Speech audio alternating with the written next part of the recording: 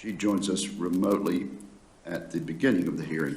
We have convened this morning to continue the work of this committee to ensure that the internet remains a free and open space and that the laws that govern it are sufficiently up to date. The internet is a great American success story, thanks in large part to the regulatory and legal structure our government put in place. But we cannot take that success for granted. The openness and freedom of the internet are under attack. Soon we will hear from the CEOs of three of the most prominent internet platforms, Facebook, Google, and Twitter. Our witnesses include Mr. Jack Dorsey of Twitter, Mr. Sundar Pichai of Alphabet Incorporated and its subsidiary Google, and Mr. Mark Zuckerberg of Facebook. On October 1st, this committee voted on a bipartisan and unanimous basis to approve the issuance of subpoenas. After discussions among representatives of the companies and the committee, the witnesses agreed to attend the hearing voluntarily and remotely. There is strong agreement on both sides of the aisle that hearing from these witnesses is important to the deliberations before this committee, including deliberations on what legislative reforms are necessary to ensure a free and open internet. For almost 25 years, the preservation of internet freedom has been the hallmark of a thriving digital economy in the United States. This success has largely been attributed to a light-touch regulatory framework and to Section 230 of the Communications Decency Act, often referred to as the 26 words that created the internet. There is little dispute that Section 230 played a critical role in the early development and growth of online platforms. Section 230 gave content providers protection from liability to remove and moderate content that they or their users considered to be, quote, obscene, lewd, lascivious, filthy, excessively violent, harassing, or otherwise objectionable, end quote. This liability shield has been pivotal in protecting online platforms from endless and potentially ruinous lawsuits. But it has also given these internet platforms the ability to control, stifle, and even censor content in whatever manner meets their respective standards. The time has come for that free pass to end. After 24 years of Section 230 being the law of the land, much has changed. The internet is no longer an emerging technology. The companies before us today are no longer scrappy startups operating out of a garage or a dorm room. They are now among the world's largest corporations, wielding immense power in our economy, culture, and public discourse. Immense power. The applications they have created are connecting the world in unprecedented ways, far beyond what lawmakers could have imagined 3 decades ago. These companies are controlling the overwhelming flow of news and information that the public can share and access. One noteworthy example occurred just 2 weeks ago, after our subpoenas were unanimously approved. The New York Post, the country's 4th largest newspaper, ran a story revealing communications between Hunter Biden and a Ukrainian official. The report alleged that Hunter Biden facilitated a meeting with his father, Joe Biden, who was then Vice President of the United States. Almost immediately, both Twitter and Facebook took steps to block or limit access to the story. Facebook, according to its policy communications manager, began, quote, reducing its distribution on the platform, unquote, pending a third-party check, a third-party fact check. Twitter went beyond that, blocking all users, including the House Judiciary Committee, from sharing the article on feeds and through direct messages. Twitter even locked the New York Post account entirely, claiming the story included hacked materials and was potentially harmful. It is worth noting that both Twitter and Facebook's aversion to hacked materials has not always been so stringent. For example, when the president's tax returns were illegally leaked, neither company acted to restrict access to that information. Similarly, the now discredited Steele dossier was widely shared without fact-checking or disclaimers. This apparent double standard would be appalling under normal circumstances, but the fact that selective censorship is occurring in the midst of the 2020 election cycle dramatically amplifies the power wielded by Facebook and Twitter. Google recently generated its own controversy when it was revealed that the company threatened to cut off several conservative websites, including The Federalist, from their ad platform. Make no mistake, for sites that rely heavily on advertising revenue for their bottom line, being blocked from Google's services or demonetized can be a death sentence. According to Google, the offense of these websites was posting user-submitted comment sections that included objectionable content. But Google's own platform, YouTube, posts user-submitted comment sections for every video uploaded. It seems that Google is far more zealous in policing conservative sites than its own YouTube platform for the same types of offensive and outrageous language. It is ironic that when the subject is net neutrality, technology companies, including Facebook, Google, and Twitter, have warned about the grave threat of blocking or throttling the flow of information on the internet. Meanwhile, these same companies are actively blocking and throttling the distribution of content on their own platforms and are using protections under Section 30 to do it. Is it any surprise that voices on the right are complaining about hypocrisy, or even worse, anti-democratic election interference? These recent incidents are only the latest in a long trail of censorship and suppression of conservative voices on the internet.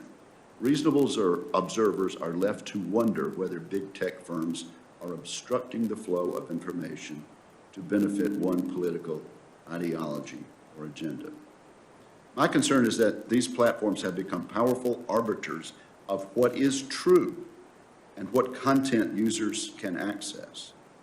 The American public gets little insight into the decision-making process when content is moderated, and users have little recourse when they are censored or restricted.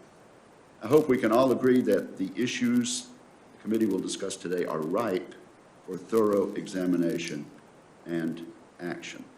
I have introduced legislation to clarify the intent of Section 230's liability protections and increase the accountability of companies who engage in content moderation. The Online Freedom and Viewpoint Diversity Act would make important changes to right-size the liability shield and make clear what type of content moderation is protected. This legislation would address the challenges we have discussed while still leaving fundamentals of Section 230 in place. Although some of my colleagues on the other side of the aisle have characterized this as a purely partisan exercise, there is strong bipartisan support for reviewing Section 230. In fact, both presidential candidates, Trump and Biden, have proposed repealing Section 230 in its entirety, a position I have not yet embraced. I hope we can focus today's discussion on the issues that affect all Americans. Protecting a true diversity of viewpoints and free discourse is central to our way of life. I look forward to hearing from today's witnesses about what they are doing to promote transparency, accountability, and fairness in their content moderation processes. And I thank each of them for cooperating with us in the scheduling of this testimony. I now turn to my friend and ranking member, Senator Cantwell, for her opening remarks. Senator Cantwell.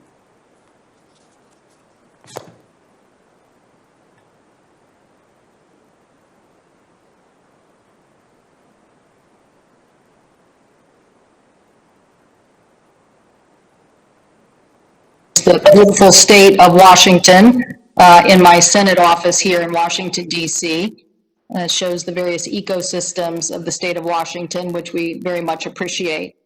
I bring that up because just recently the Seattle area was named the #1 STEM economy in the United States. That is the most STEM workforce in the United States of America. So these issues about how we harness the information age to work for us and not against us is something that we deal with every day of the week, and we want to have discussion and discourse. I believe that discussion and discourse today should be broader than just 230. There are issues of privacy that our committee has addressed and issues of how to make sure there is a free and competitive news market. I noticed today we're not calling in the NAB or the Publishers Association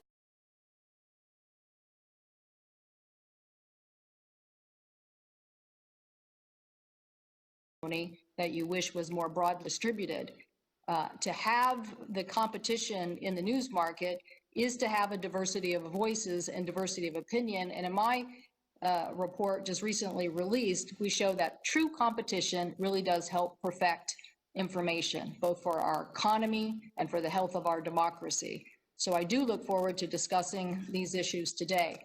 What I do not want today's hearing to be is a chilling effect on the very important aspects of making sure that hate speech or misinformation related to health and public safety are allowed to remain on the internet. We all know what happened in 2016, and we had reports from the FBI, our intelligence agencies, and a bipartisan Senate committee that concluded in 2016 that Russian operatives did, masquerading as Americans, use targeted advertisements, intentionally falsified news articles, self-generated content, social media platform tools to interact and attempt to deceive tens of millions of social media users in the United States. Director of National Intelligence, then Republican former Senator Dan Coates said, quote, in July 2018, "The warning lights are blinking red, that the digital infrastructure that serves our country is literally under attack." So I take this issue very seriously and have had for many years. That is making sure, as the Mueller, Special Counsel Mueller indicated, 12 Russian intelligence officers hacked the DNC and various information detailing phishing attacks into our state election boards, online personas, and stealing documents. So when we had a subcommittee hearing and former Bush Homeland Security Director Michael Chertoff testified, I asked him point blank, because there were some of our colleagues who were saying, you know what, everybody does election interference. So I asked him if election interference was something that we did or should be encouraging. He responded that he agreed, quote, "Interfering with infrastructure or elections is completely off limits and unacceptable." That is why I believe that we should be working aggressively internationally to sanction anybody that interferes in our elections.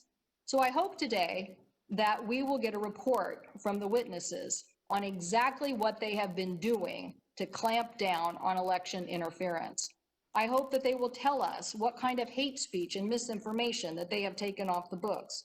It is no secret that there are various state actors who are doing all they can to take a whack at democracy, to try to say that our way of government, that our way of life, that our way of freedom of speech and information is somehow not as good as we have made it being the beacon of democracy around the globe.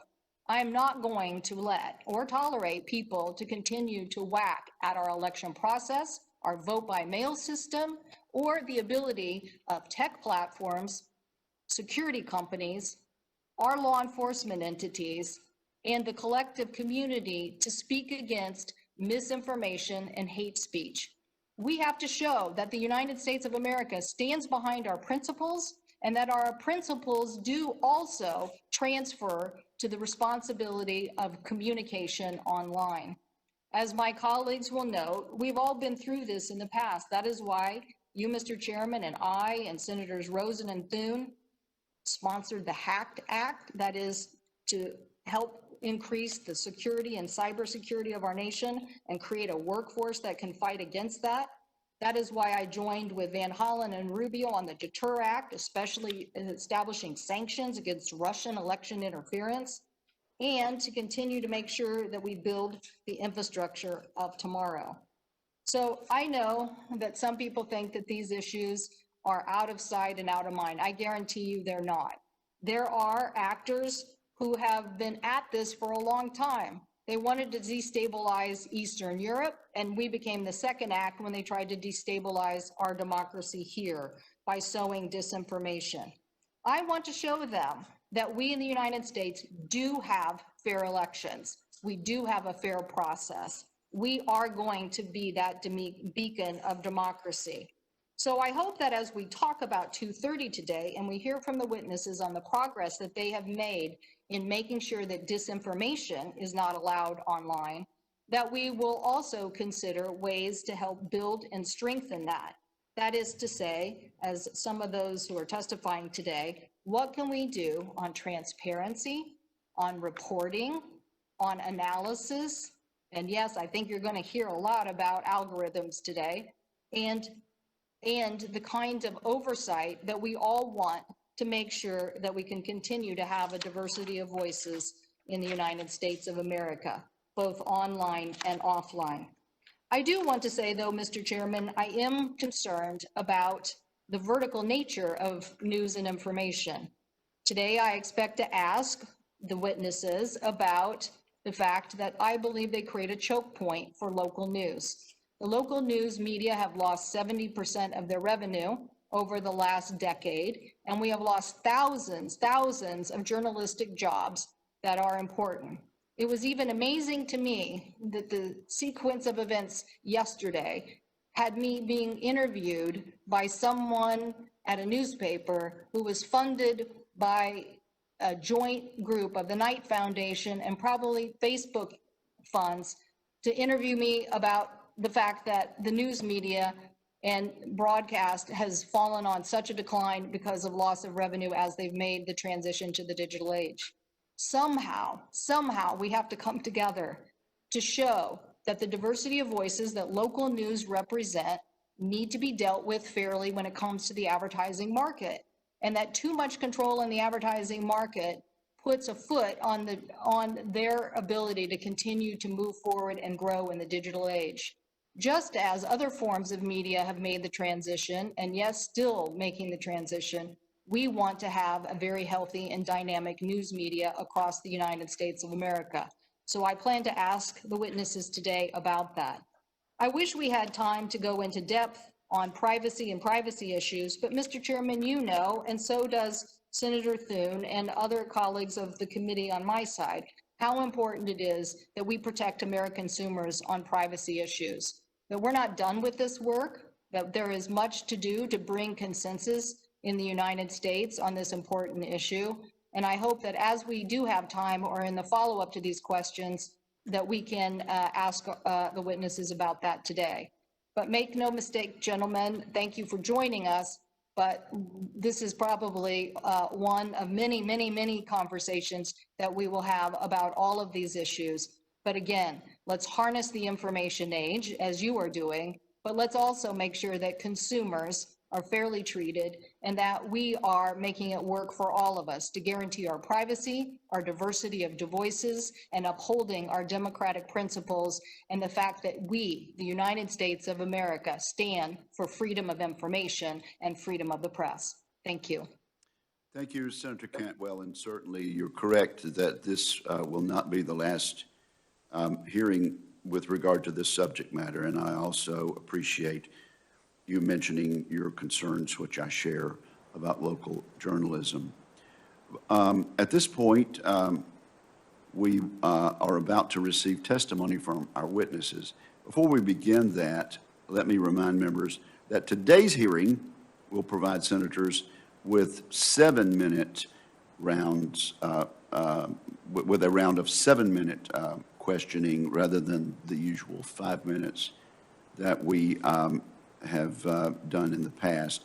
At 7 minutes, the gavel will, let's say at a few seconds after 7 minutes, the gavel will go down. Even so, this hearing could last some 3 hours and 42 minutes at that rate. So this will be an extensive and lengthy hearing. Members are advised that we will adhere closely to that 7-minute limit. And also, shortly before noon, at the request of one of our witnesses, we will take a short 10-minute break. With that, we welcome our panel of witnesses, thank them for their testimony, and ask them to give their opening statements, summarizing them in some 5 minutes.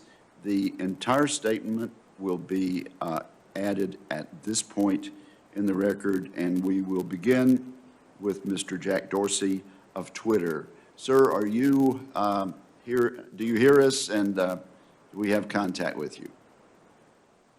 Yes, can you hear me? Yes, yes.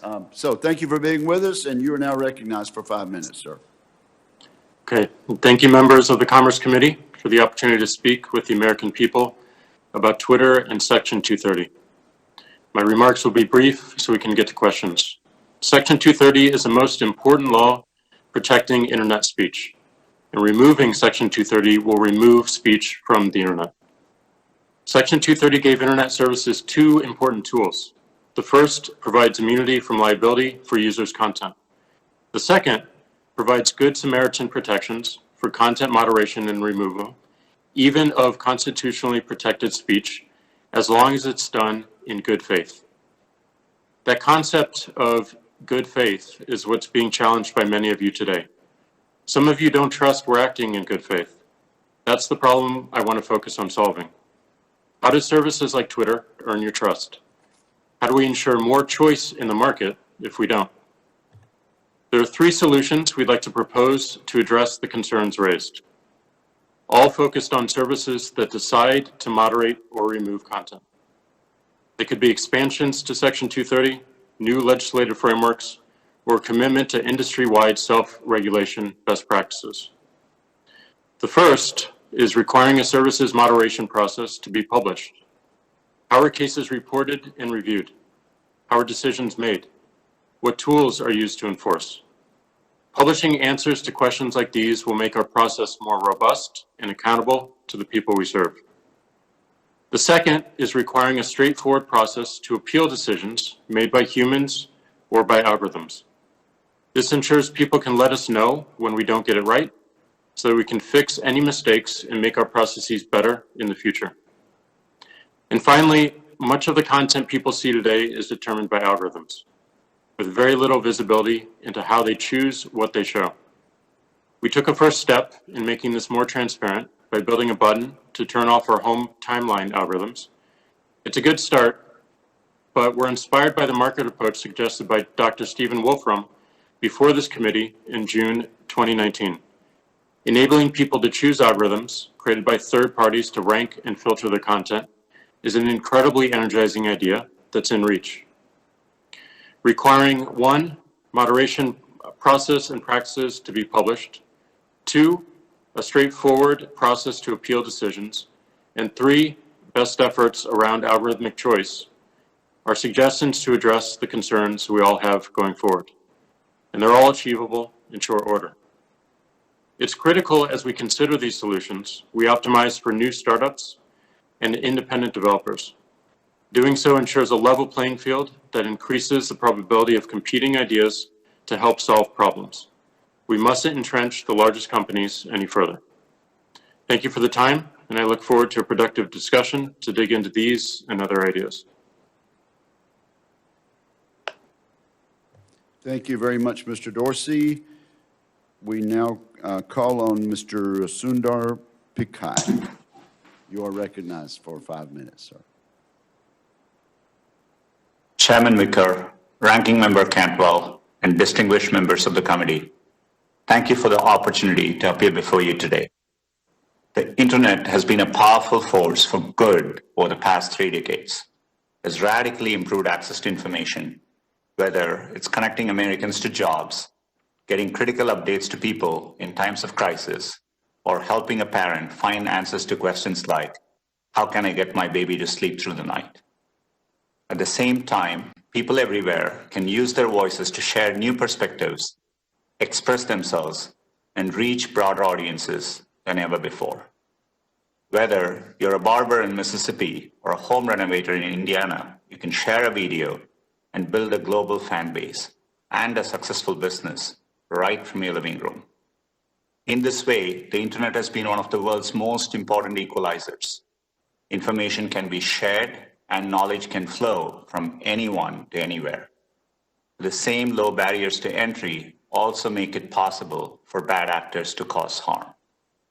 As a company whose mission is to organize the world's information and make it universally accessible and useful, Google is deeply conscious of both the opportunities and risks the internet creates. I'm proud that Google's information services like search, Gmail, Maps, and Photos provide thousands of dollars a year in value to the average American for free. We feel a deep responsibility to keep the people who use our products safe and secure, and have long invested in innovative tools to prevent abuse of our services. When it comes to privacy, we are committed to keeping your information safe, treating it responsibly, and putting you in control.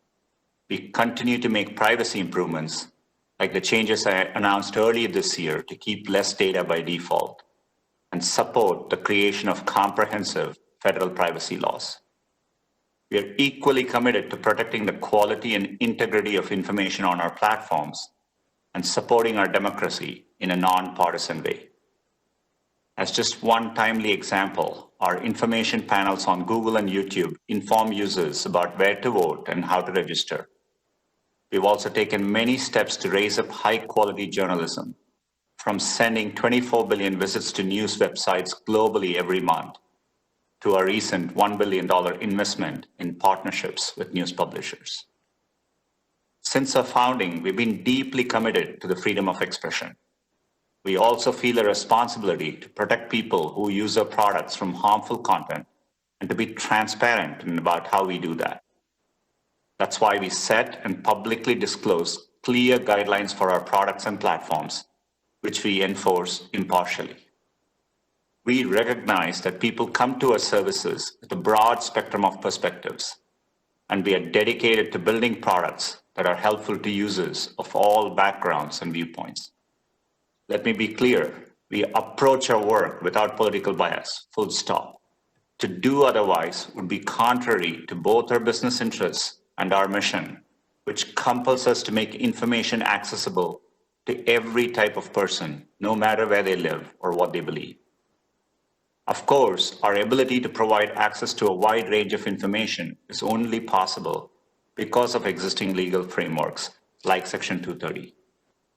The United States adopted Section 230 early in the Internet's history, and it has been foundational to US leadership in the tech sector. It protects the freedom to create and share content while supporting the ability of platforms and services of all sizes to responsibly address harmful content. We appreciate that this committee has put great thought into how platforms should address content, and we look forward to having these conversations. As you think about how to shape policy in this important area, I would urge the committee to be very thoughtful about any changes to Section 230 and to be very aware of the consequences those changes might have on businesses and customers. At the end of the day, we all share the same goal: free access to information for everyone and responsible protections for people and their data. We support legal frameworks that achieve these goals, and I look forward to engaging with you today about these important issues and answering your questions. Thank you. Thank you very much, Mr. Pichai. Members should be advised at this point that we are unable to make contact with Mr. Mark Zuckerberg. We are told by Facebook staff that he is alone and attempting to connect with this hearing, and that they are requesting a 5-minute recess at this point to see if that connection can be made. I think this is a most interesting development, but we're going to accommodate the request of the Facebook employees and see if within 5 minutes we can make contact and proceed. So at this point, declare a 5-minute recess.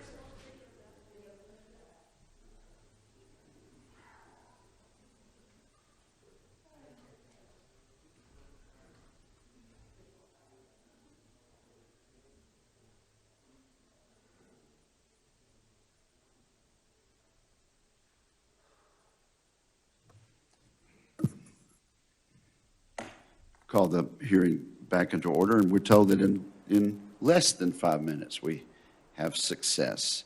So, Mr. Zuckerberg, I'm told that we have both video and audio connection.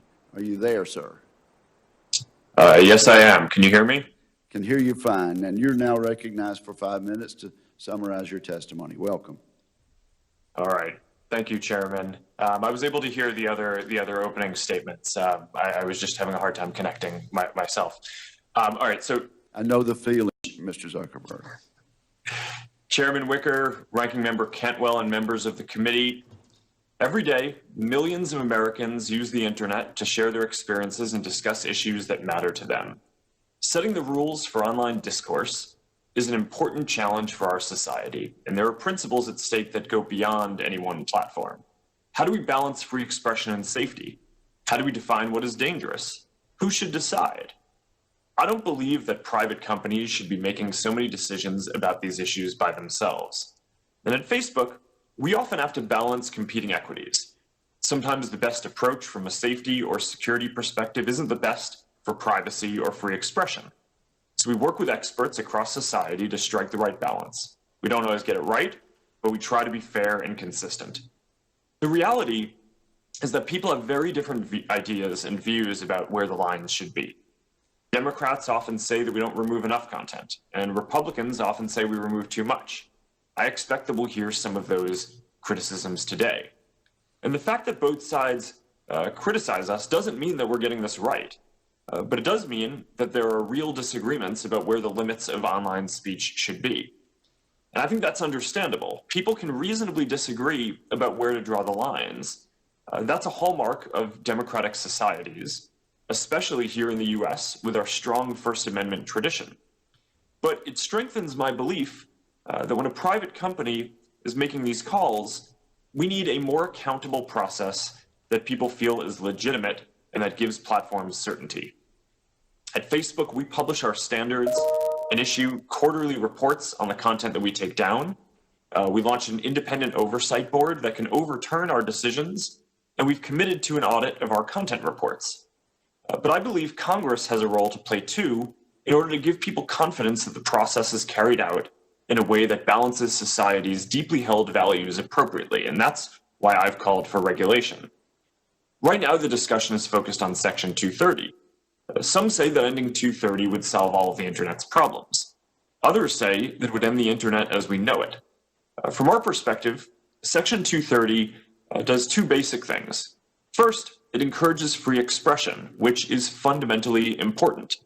Without 230, platforms could potentially be held liable for everything that people say. They'd face much greater pressure to take down more content to avoid legal risk. Second, it allows platforms to moderate content. Without 230, platforms could face liability for basic moderation, like removing harassment that impacts the safety of their communities.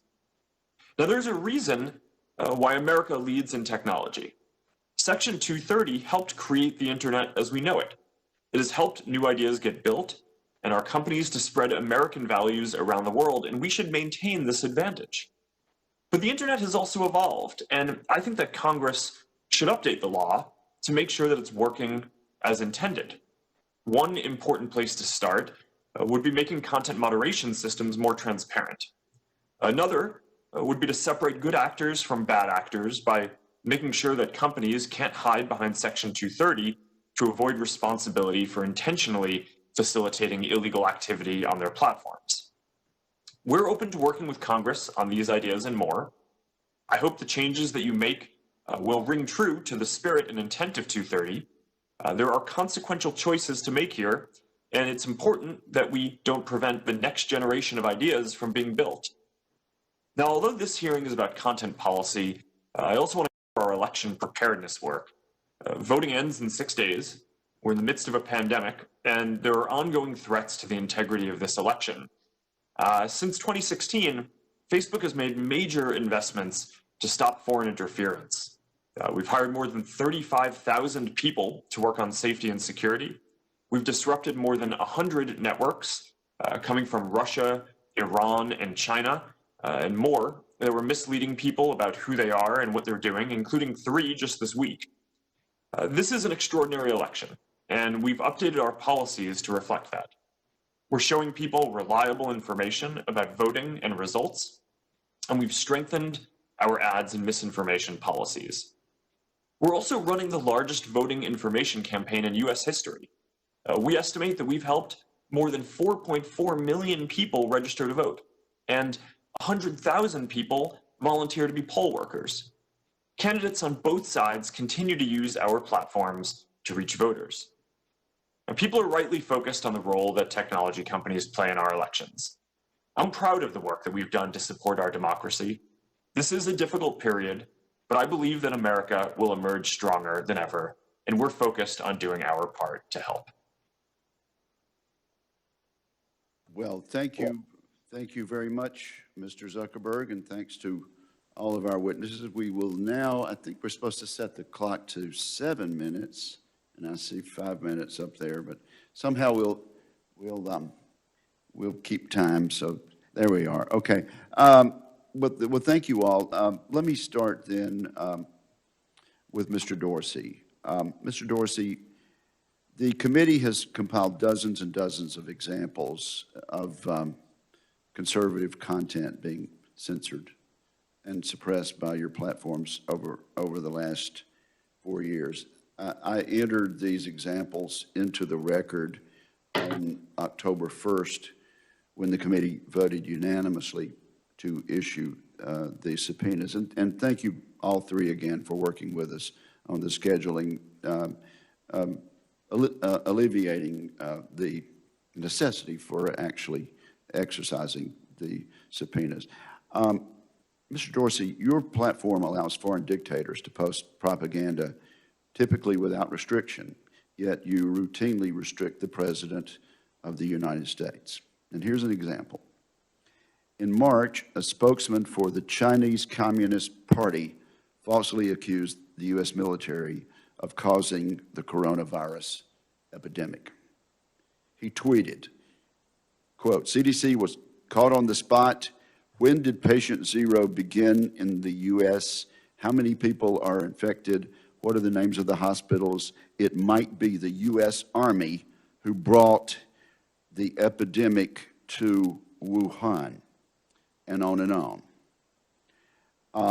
After this tweet was up for some 2 months, Twitter added a fact-check label to this tweet after being up for 2 months. However, when President Trump tweeted about how mail-in ballots are vulnerable to fraud, a statement that I subscribe to and agree with, and a statement that isn't in fact true, Twitter immediately imposed a fact-check label on that tweet.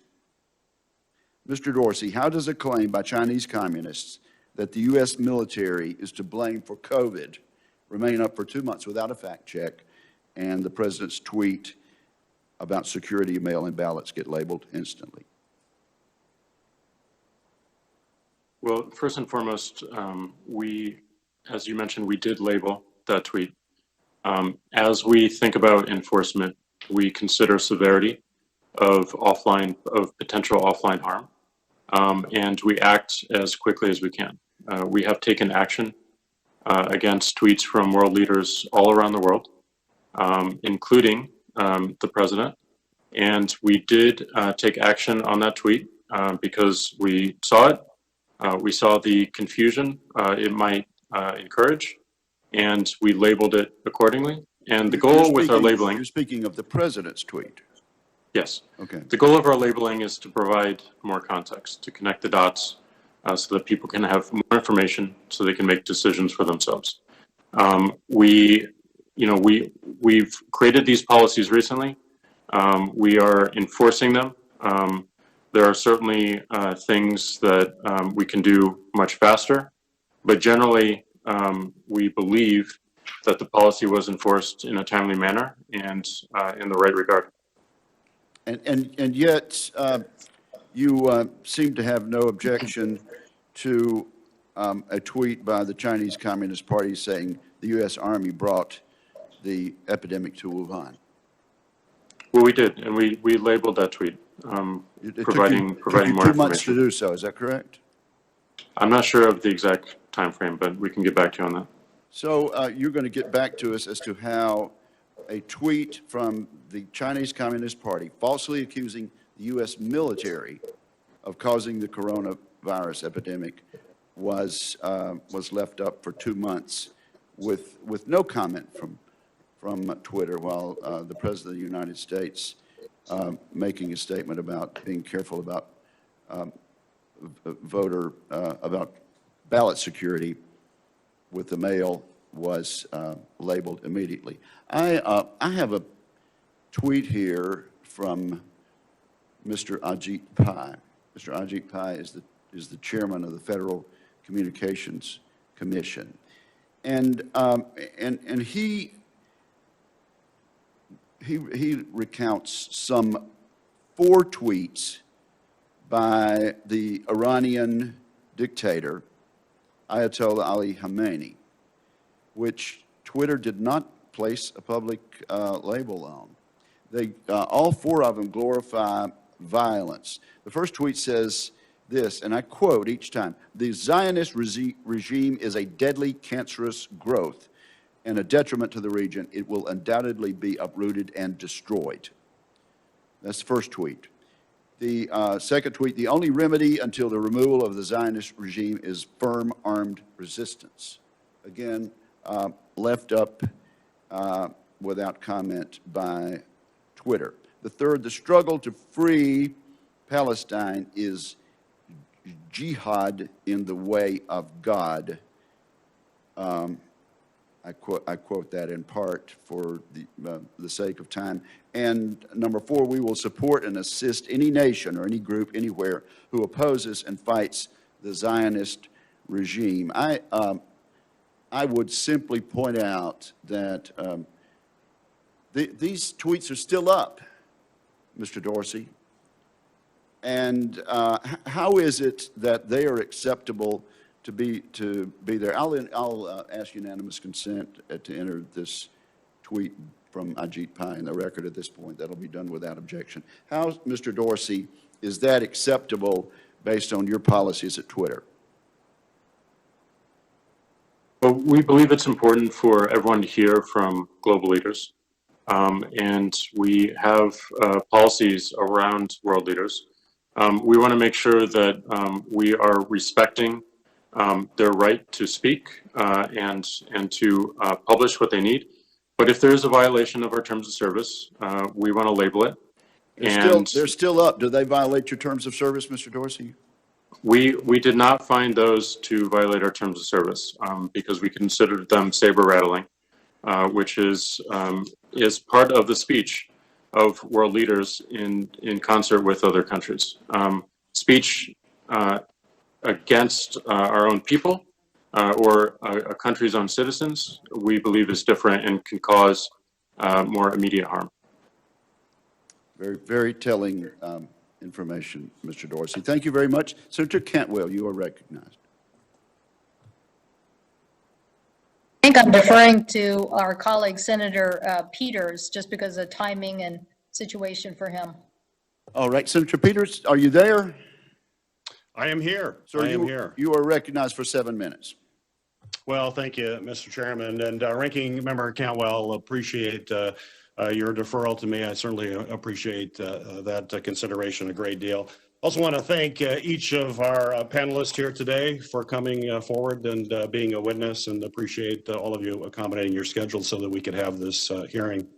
My first question is for Mr. Zuckerberg, and I want to start off by saying how much I appreciated our opportunity last night to speak at length on a number of issues. And as I told you last night, I appreciate the Facebook's efforts to assist law enforcement to disrupt a plot to kidnap and then to hold a sham trial and kill our governor, Governor Whitmer. The individuals in that case apparently used Facebook for a broad recruiting effort, but then they actually planned the specifics of that operation off of your platform. My question is, when users reach the level of radicalization that violates your community standards, you often will ban those groups and you then drive them off to other platforms. Those platforms tend to have less transparency and oversight. But the issue that I'd like you to address is for those individuals that remain on your platform, they're often far down the path of radicalization, but they are definitely looking for an outlet. And I understand that Facebook has recently adopted a strategy to redirect users who are searching, for example, for election misinformation. But it doesn't seem that that policy applies to budding violent extremists. Mr. Zuckerberg, do you believe that the platform your platform has a responsibility to off-ramp users who are on the path to radicalization by violent extremist groups? Senator, thanks for the question. I think this is very important. And my understanding is that we actually do a little of what you're talking about here. If people are searching for, I think, for example, white supremacist organizations, of which we ban those, we treat them as terrorist organizations. Not only are we not going to show that content, but I think we try to, where we can, highlight information that would be helpful, and I think we try to work with experts on that. I can follow up and get you more information on the scope of those activities and when we invoke that. But I certainly agree with the spirit of the question that this is a good idea and something that we should continue pursuing and perhaps expand. Well, I appreciate those comments. I'm the ranking member on Senate Homeland Security Committee, and what we're seeing is a rise of violent extremist groups, which is very troubling. And certainly we need to work very closely with you as to how do we disrupt this kind of radicalization, especially folks that are using your platform. So I appreciate the opportunity to work further. And as we talked about last night, you asserted that Facebook is proactively working with law enforcement now to disrupt some of these real-world violent attempts that stem from some of that activity that originated your platform. Could you tell me specifically how many threats that you have proactively referred to local or state law enforcement prior to being approached for a preservation request? Senator, I don't know the number off the top of my head, so I can follow up with you on that. But it is increasingly common that our systems are able to detect when there's potential issues.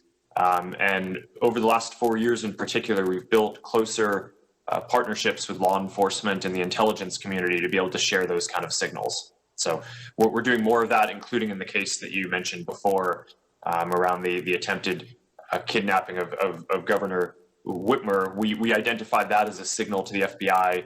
I think it was about 6 months ago when we started seeing some suspicious activity on our platform, and there's certainly that's part of our routine and how we operate.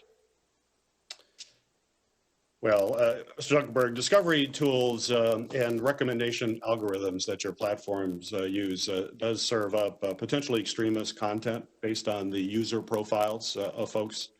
As we seek to understand why membership in these extremist groups is rising, I would hope that your companies are right now engaging in some forensic analysis of membership once you take down an extremist group to take a look at how that happened on your platform. It's certainly going to better inform us as to how we can disrupt this type of recruitment into extremist groups.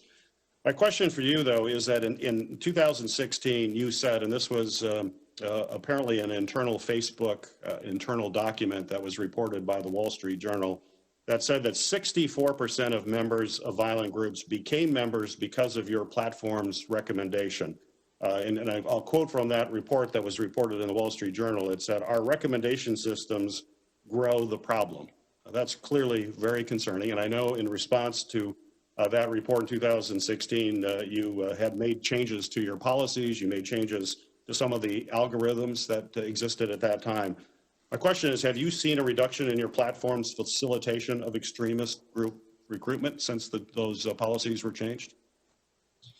Senator, I'm not familiar with that specific study, but I agree with the concern, and making sure that our recommendation systems for what groups people are given the opportunity to join is certainly one important vector for addressing this issue. And we've taken a number of steps here, including disqualifying groups from being included in our recommendation system at all if they routinely are being used to share misinformation, or if they have content violations, or a number of other criteria. So I'm quite focused on this. I agree with where you're going with that question. I don't have any data today on the real world impact of that yet, but I think that addressing this upstream is very important. So I appreciate you agreeing with that and that we need more data. Is it that you don't have the data just at the top of your head, or that it doesn't exist? Well, Senator, certainly the former, and potentially the latter as well. I think it probably takes some time after we make these changes to be able to measure the impact of it. And I'm not aware of what studies are going on into this. This seems like the type of thing that one would want not just internal Facebook researchers to work on, but also potentially a collaboration with independent academics as well. Thank you, Mr. Zuckerberg, and thank you, Senator Peters. Senator Gardner has also asked to go out of order, and Senator Thune has graciously deferred to him. So, Senator Gardner, you are recognized for 7 minutes, sir. Well, thank you, Mr. Chairman, and thank you, Senator Thune, for sharing your time, or at least deferring your time to me. And thank you, Mr. Zuckerberg, Mr. Pichai, thank you very much, and Mr. Dorsey, thank you for being here. Mr. Dorsey, I'm going to direct these first questions to you. Mr. Dorsey, do you believe the Holocaust really happened, yes or no? Yes. So you would agree that someone who says the Holocaust may not have happened is spreading misinformation, yes or no? Yes. I appreciate your answers on this, but they surprise me and probably a lot of other Coloradans and Americans. After all, Iran's Ayatollah has done exactly this, questioning the Holocaust. And yet his tweets remain unflagged on Twitter's platform. You and I agree that moderating your platform makes sense in certain respects. We don't want the next terrorist finding inspiration on Twitter or any platform for that matter. But you've also decided to moderate certain content from influential world leaders, and I'd like to understand your decisions to do so a little bit better. Can you name any other instance of Twitter hiding or deleting a tweet from heads of state? Not off the top of my head, but we have many examples across world leaders around the world.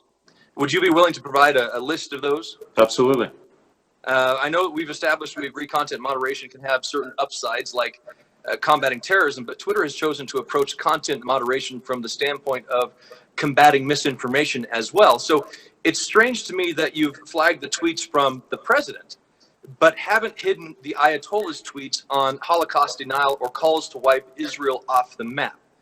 And that you can't recall off the top of your head hidden or deleted tweets from other world leaders. I would appreciate that list. I think it's important that we all hear that. So that brings my next question to the front. Does Twitter maintain a formal list of certain accounts that you actively monitor for misinformation?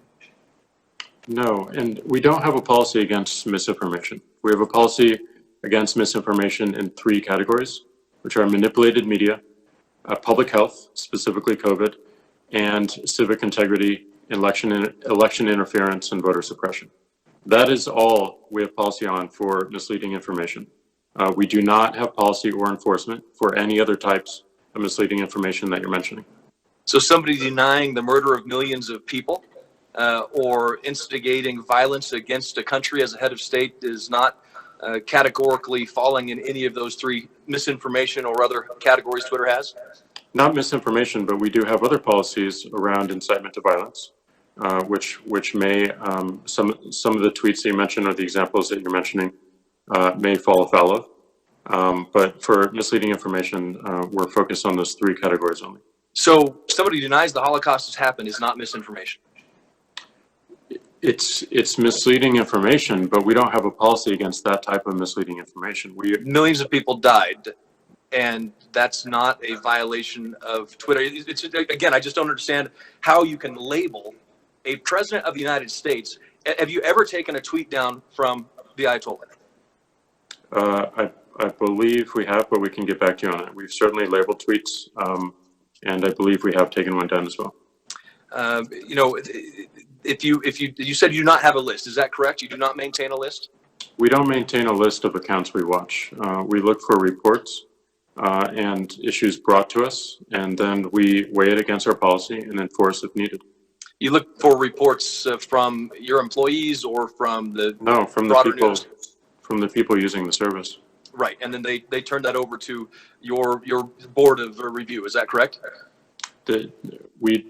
Well, so in some cases algorithms take action.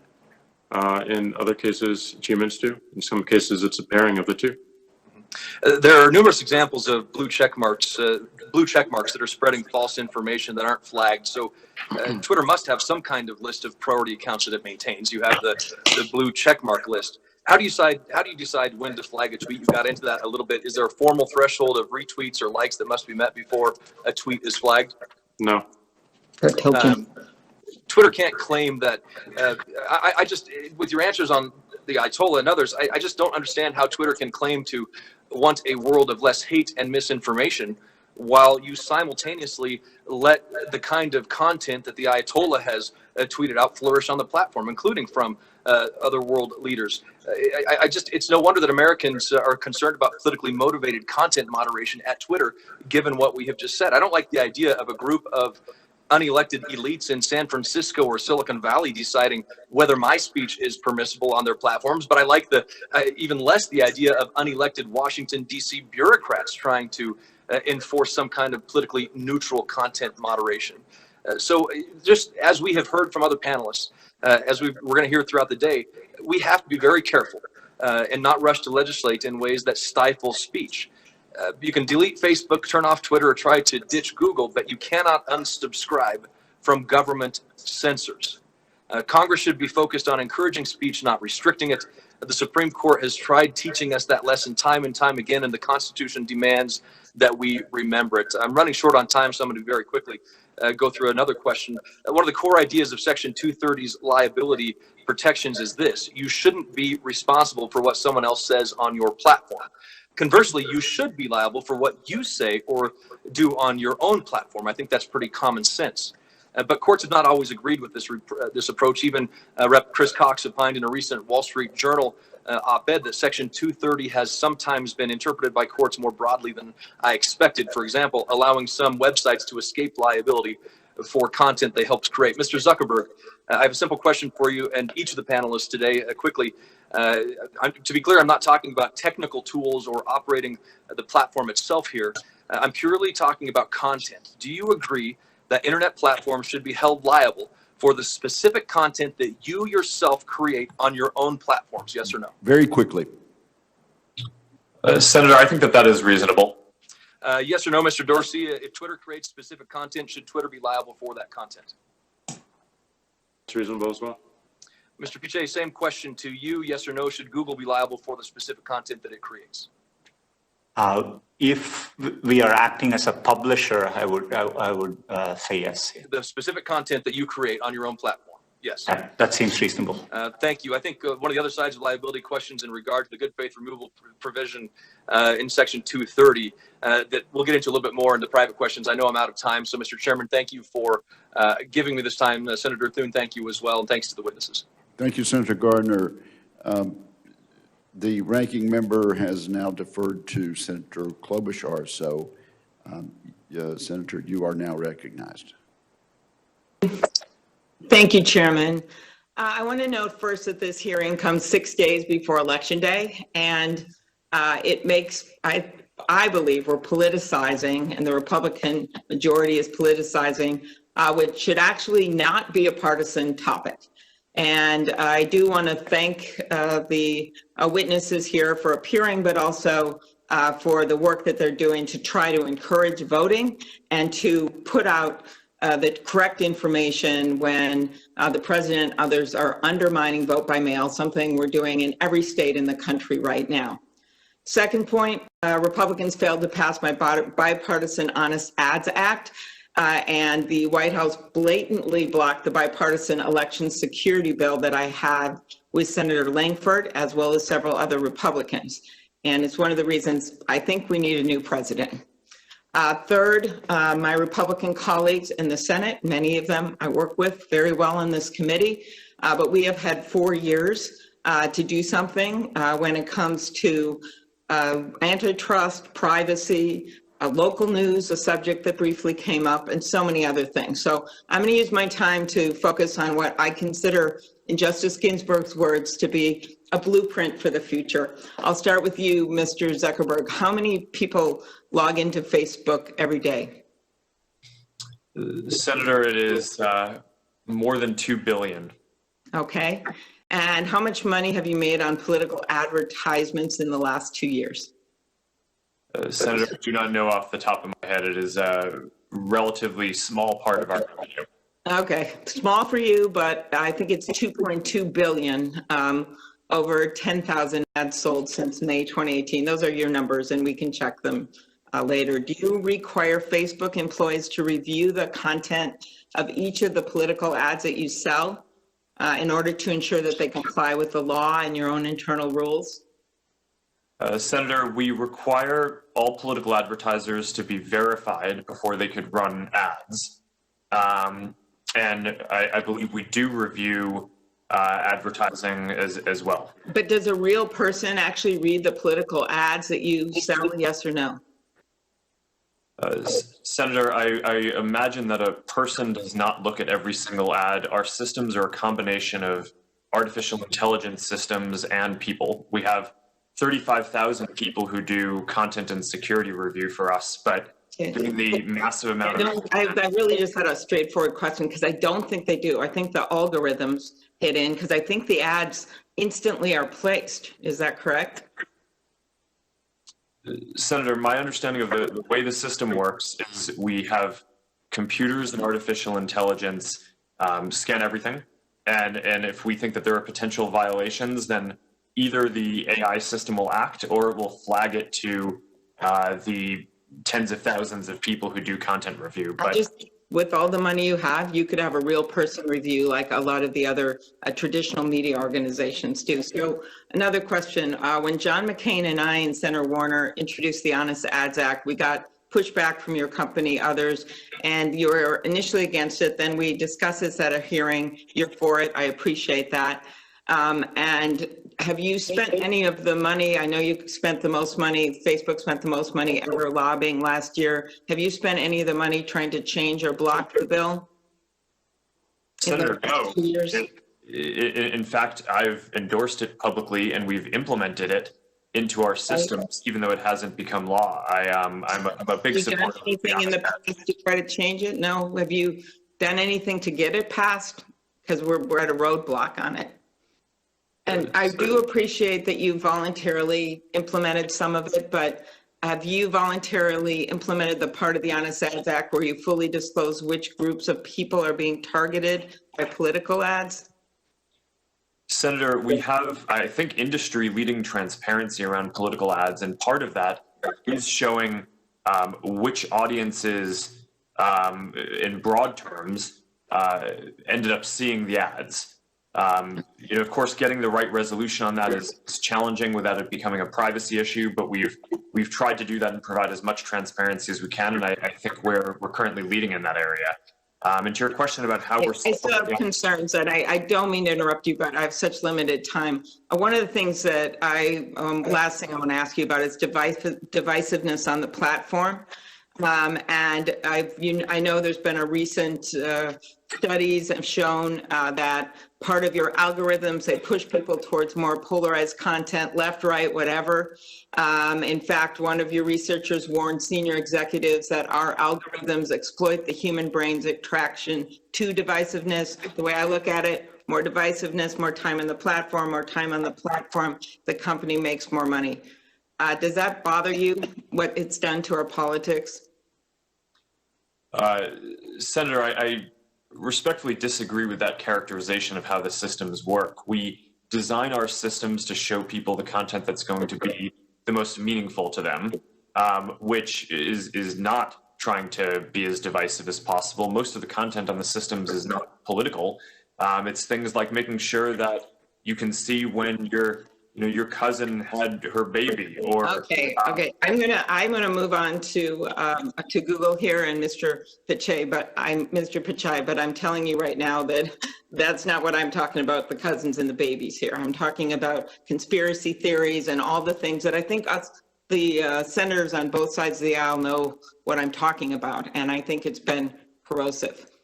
Google, Mr. Pichai, I have not really liked your response to the lawsuit and what's been happening. I think we need a change in competition policy for this country. I hope I'll be able to ask you more about it at the Judiciary Committee. And I think your response isn't just offensive, it's been defiant to the Justice Department and suits all over the world. You control almost 90% of all general search engine queries, 70% of the search advertising market. Don't you see these practices as anti-competitive? Senator, we are a popular general purpose search engine. We do see robust competition in many categories of information. And, we invest significantly in R&D. We are innovating. We are lowering prices in all the markets we are operating in. Happy to, engage and discuss it further. Well, one of your employees testified before the antitrust subcommittee last month, and he suggested that Google wasn't dominant in ad tech, that it was only one of many companies in a highly competitive ad tech landscape. Yet Google has 90% of the publisher ad server market, a product of its DoubleClick acquisition. Does the market sound highly competitive to you when you have 90% of it? Very brief answer. Many publishers can use simultaneously many tools. Amazon and Trade Desk alone have grown significantly in the last 2 years. This is a market in which we share majority of our revenue. Our margins are low. We are happy to take feedback here. We are trying to support the publishing industry, but definitely open to feedback and happy to engage and discuss. Thank you, Mr. Well, Pichai. I think you've gotten Senator feedback from the Klobuchar. lawsuit, so I'm looking forward to our next hearing to discuss it more. Thank you. Thank you very much. Senator Thune, you're now recognized. Thank you, Mr. Chairman, and I appreciate you convening the hearing today, which is an important follow-up to the subcommittee hearing that we convened in July on Section 230. Many of us here today, and many of those we represent, are deeply concerned about the possibility of political bias and discrimination by large internet and social media platforms.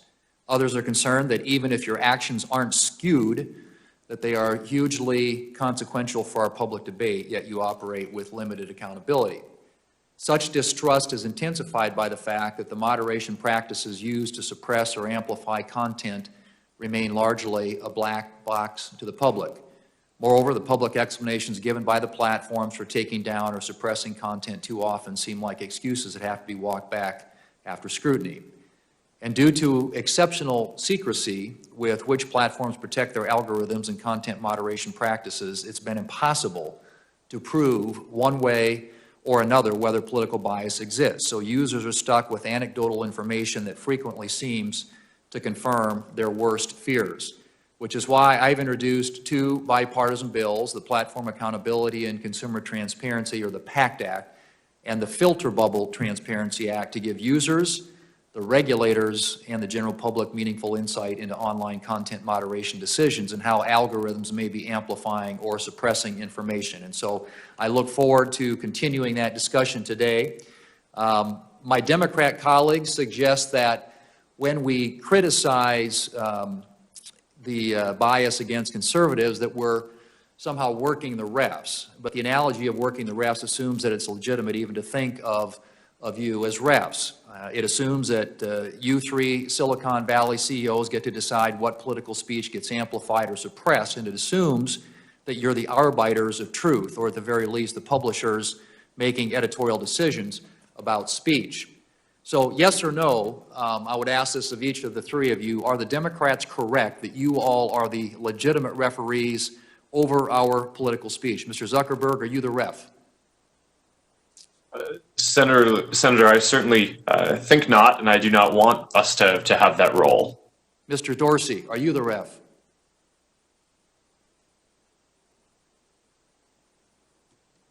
No.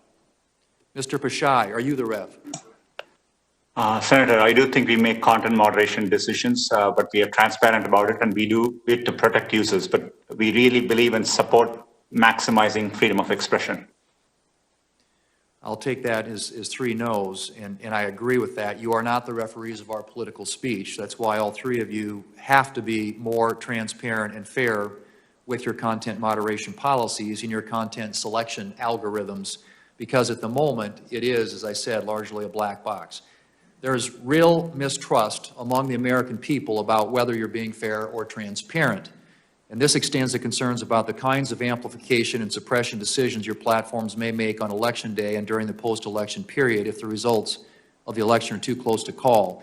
And so I just want to underscore again for my Democratic friends who keep using this really bad referee analogy, Google, Facebook, and Twitter are not the referees over our democracy. Now, second question, the PACT Act, which I referenced earlier, includes provisions to give users due process and an explanation when content they post is removed. So this is, again, a yes or no question. Do you agree that users should be entitled to due process and an explanation when content they post has been taken down? Mr. Zuckerberg. Senator, I think that would be a good principle to have. Thank you. Mr. Dorsey. Absolutely. We believe in a fair and straightforward appeals process. Great. Mr. Pichai? Yes, Senator. Terrific. Thank you. Mr. Zuckerberg, Mr. Dorsey, your platforms knowingly suppressed or limited the visibility of this New York Post article about the content on Hunter Biden's abandoned laptop. Many in the country are justifiably concerned how often the suppression of major newspaper articles occurs online. And I would say, Mr. Zuckerberg, would you commit to provide for the record a complete list of newspaper articles that Facebook suppressed or limited the distribution of over the past 5 years, along with an explanation of why each article was suppressed or the distribution was limited? Senator, I can certainly follow up with you and your team to discuss that. We have an independent fact-checking program, as you're saying.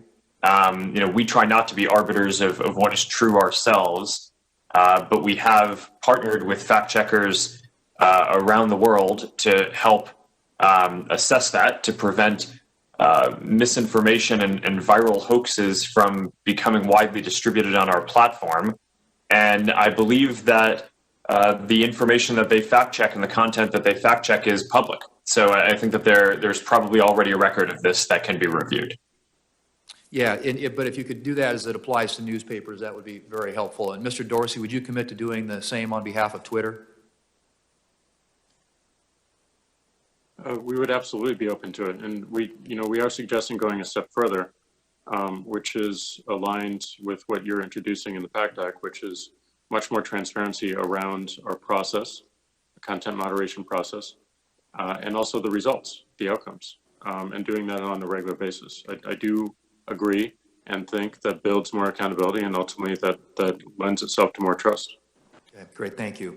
All right, very quickly, I don't have a lot of time either, but I often hear from conservative and religious Americans who look at the public statements of your companies, the geographic concentration of your companies, and the political donations of your employees, which often are in the 80 to 90% to Democrat politicians. And you can see why this lack of ideological diversity among the executives and employees of your company could be problematic and may be contributing to some of the distrust among conservatives and Republican users. And so I guess the question that I would ask is, and Mr. Zuckerberg, my understanding is that the person that's in charge of election integrity and security at Facebook is a former Joe Biden staffer.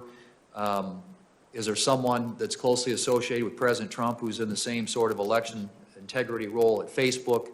And how do you all respond to that argument that there isn't sufficient balance in terms of the political ideology or diversity in your companies And how do you deal with the lack of sort of trust that creates among conservatives? Let's see if we can have three brief answers there.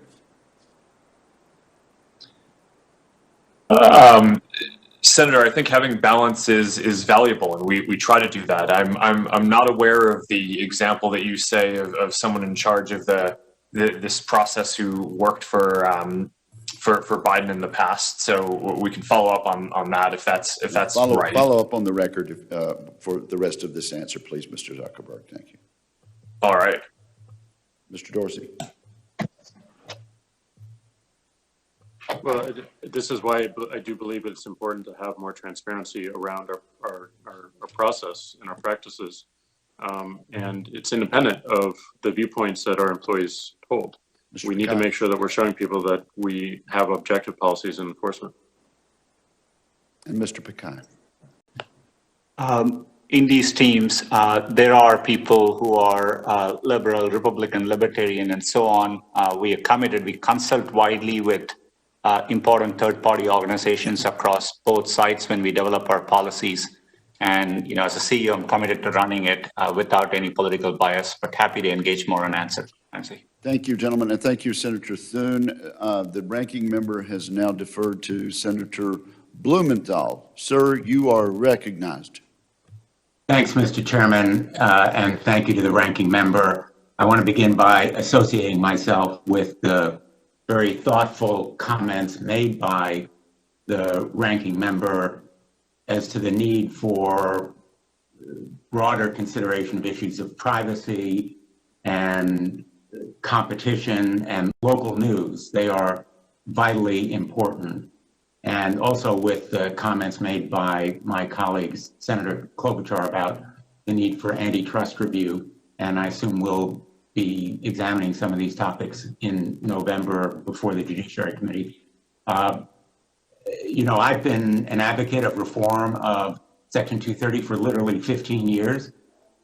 When I was Attorney General of the state of Connecticut, I raised this issue of the absolute immunity that no longer seems appropriate. So I really welcome the bipartisan consensus that we're seeing now, that there needs to be constructive review.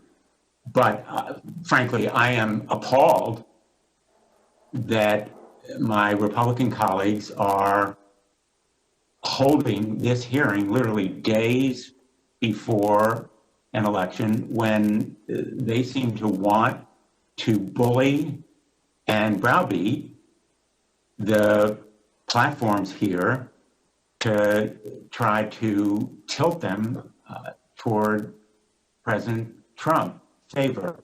The timing seems inexplicable, except to game the ref in effect. I recognize the referee analogy is not completely exact, but that's exactly what they're trying to do, namely to bully and browbeat these platforms to favor President Trump's tweets and posts. And frankly, President Trump has broken all the norms, and he has put on your platforms potentially dangerous and lethal misinformation and disinformation. I'm going to hold up one of them. This one, as you can see, pertains to COVID. We have learned to live with it, he says, just like we are learning to live with COVID, talking about the flu. We have learned to live with it. In most populations, far less lethal. He has said that children, I would say almost definitely, but almost immune from this disease. He has said about the elections, big problems and discrepancies with mail-in ballots all over the USA.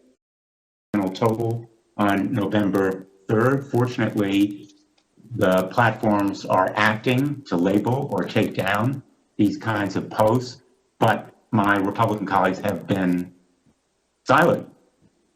They've lost their phones or their voices, and the platforms, in my view, have.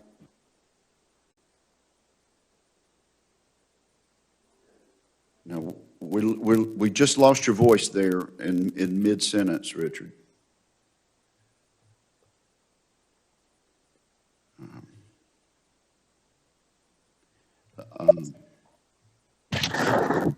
Let's suspend for just a minute till we get. I hope you can hear me now. There we are. Okay, we can hear you now, Senator Blumenthal. Just a start back one sentence before. We had you until then. I just want to say about this disinformation from the president, there's been deafening silence from my Republican colleagues. And now we have a hearing that is in effect designed to intimidate, bully, browbeat the platforms that have labeled disinformation for exactly what it is.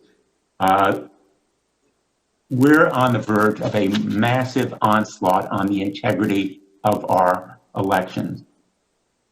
President Trump has indicated that he will potentially interfere by posting disinformation on election day or the morning after. The Russians have begun already interfering in our elections. We've all received briefings that are literally chilling about what they are doing, and the FBI and the CSIS have recently issued public alerts that quote foreign actors and cyber criminals likely to spread disinformation regarding 2020 results. They are making 2016 look like child's play in what they are doing. So President Trump and the Republicans have a plan which involves disinformation and misinformation. The Russians have a plan. I want to know whether you have a plan, Facebook, Twitter, Google, a plan if the president uses your platforms to say on the day of the election that there is rigging or fraud without any basis in evidence, or attempts to say that the election is over and the counting of votes must stop either on November 4th or some day subsequent. And I would like, as to this question about whether you have a plan, a yes or no.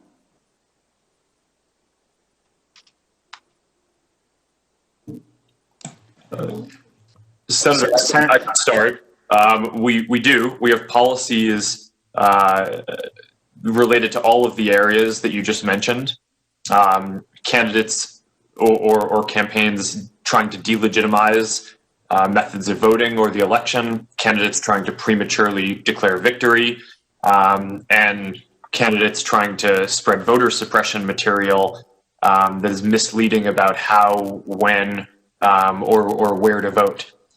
So we've taken a number of steps on that front. Perhaps we could take Mr. Pichai next and then Mr. Dorsey. Mr. Pichai. Senator, yes, we definitely are we've been planning for a while, and we rely on raising up news sources through moments like that, as well as we've closely partnered with the Associated Press to make sure we can provide users the most accurate information possible. And yes, we also have a plan. So, our plan and our enforcement around these issues is pointing to more information, and specifically state election officials. So we want to give the people using the service as much information as possible. Thank you, Senator Blumenthal. Senator Cruz. Chairman, I want to thank you, Mr. Chairman, for holding this hearing. The three witnesses we have before this committee today collectively pose, I believe, the single greatest threat to free speech in America and the greatest threat we have to free and fair elections. Yesterday, I spent a considerable amount of time speaking with both Mr. Zuckerberg and Mr. Pichai. I have concerns about the behavior of both of their companies. I would note that Facebook is at the minimum at least trying to make some efforts in the direction of defending free speech. I appreciate their doing so. Google I agree with the concerns that Senator Klobuchar raised. I think Google has more power than any company on the face of the planet. And the antitrust concerns are real. The impact of Google is profound. And I expect we will have continued and ongoing discussions about Google's abuse of that power and its willingness to manipulate search outcomes to influence and change election results. But today, I want to focus my questioning on Mr. Dorsey and on Twitter. Because of the three players before us, I think Twitter's conduct has by far been the most egregious. Mr. Dorsey, does Twitter have the ability to influence elections? No. You don't believe Twitter has any ability to influence elections? No, we are one part of a broad spectrum of communication channels that people have. So you're testifying to this committee right now that Twitter, when it silences people, when it censors people, when it blocks political speech, that has no impact on elections? People have choice of other communication channels with which. Not if they don't hear information. If you don't think you have the power to influence elections, why do you block anything? Well, we have policies that are focused on making sure that more voices on the platform are possible. We see a lot of abuse and harassment, which ends up silencing people and having them leave from the platform. All right, Mr. Dorsey, I find your opening questions, your opening answers absurd on their face. But let's talk about the last 2 weeks in particular. As you know, I have long been concerned about Twitter's pattern of censoring and silencing individual Americans with whom Twitter disagrees. But 2 weeks ago, Twitter, and to a lesser extent Facebook, crossed a threshold that is fundamental in our country. 2 weeks ago, Twitter made the unilateral decision to censor the New York Post in a series of 2 blockbuster articles, both alleging evidence of corruption against Joe Biden, the first concerning Ukraine, the second concerning communist China. And Twitter made the decision, number one, to prevent users, any user, from sharing those stories. And number two, you went even further and blocked the New York Post from sharing on Twitter its own reporting. Why did Twitter make the decision to censor the New York Post? We had a hack materials policy that we. When was that policy adopted? In 2018, I believe.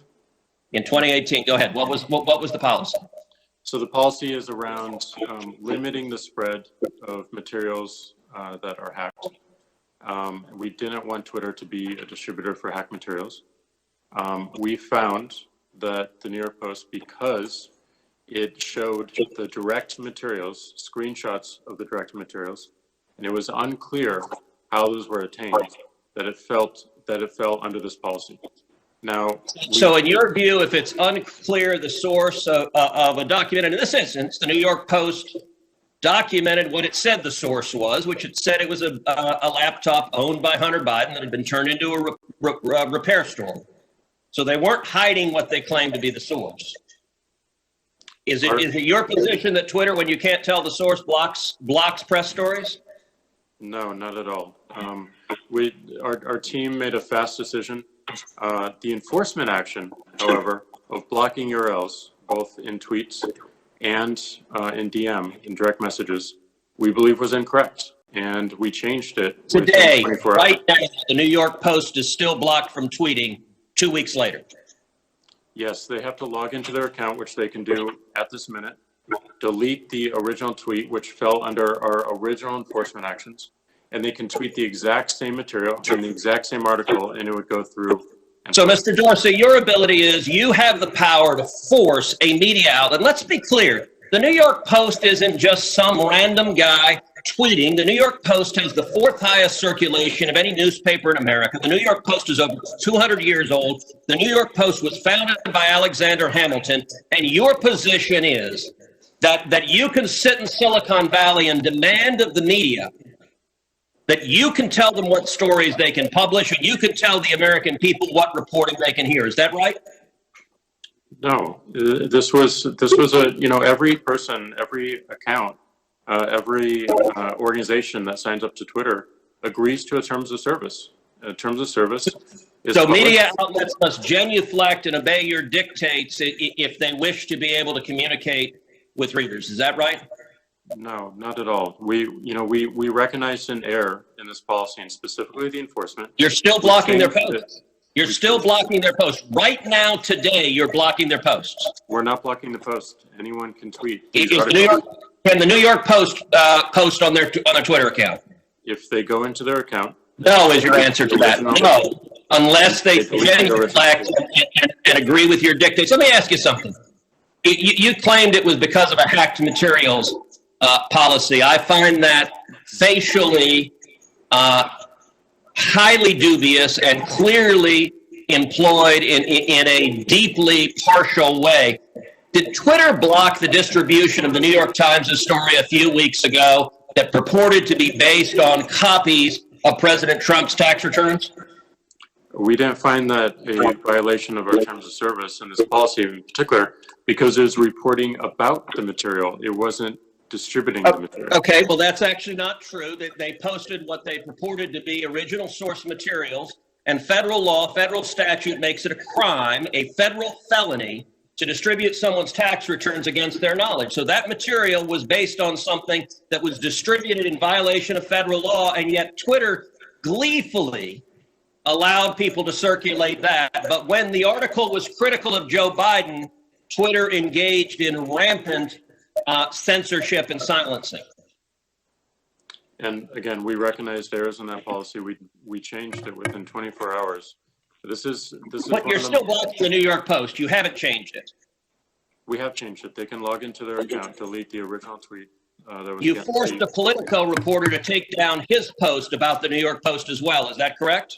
Within that 24-hour period, yes. But as the policy has changed, anyone can tweet. So Twitter takes the view you can censor the New York Post, you can censor Politico, presumably you can censor the New York Times or any other media outlet. Mr. Dorsey, who the hell elected you and put you in charge of what the media are allowed to report and what the American people are allowed to hear? And why do you persist in behaving as a Democratic super PAC, silencing views to the contrary of your political beliefs? Let's give Mr. Dorsey a few seconds to answer that, and then we'll have to conclude this segment.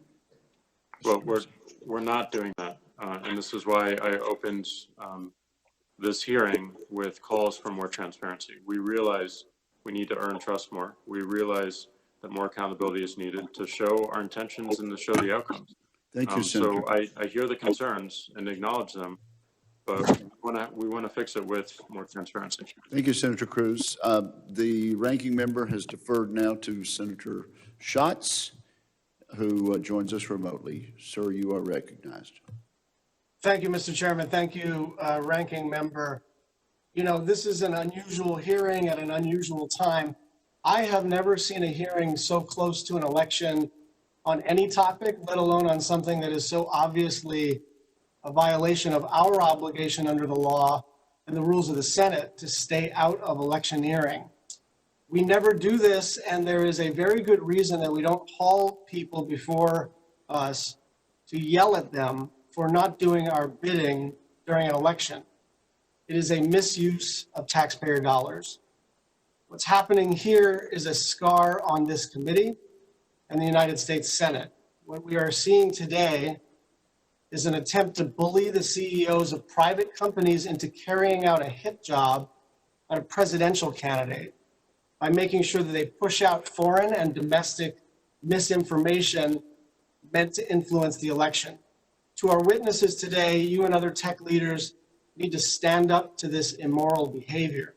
The truth is that because some of my colleagues accuse you, your companies, and your employees of being biased or liberal, you have institutionally bent over backwards and overcompensated. You've hired Republican operatives, hosted private dinners with Republican leaders, and in contravention of your terms of service, given special dispensation to right-wing voices and even throttled progressive journalism.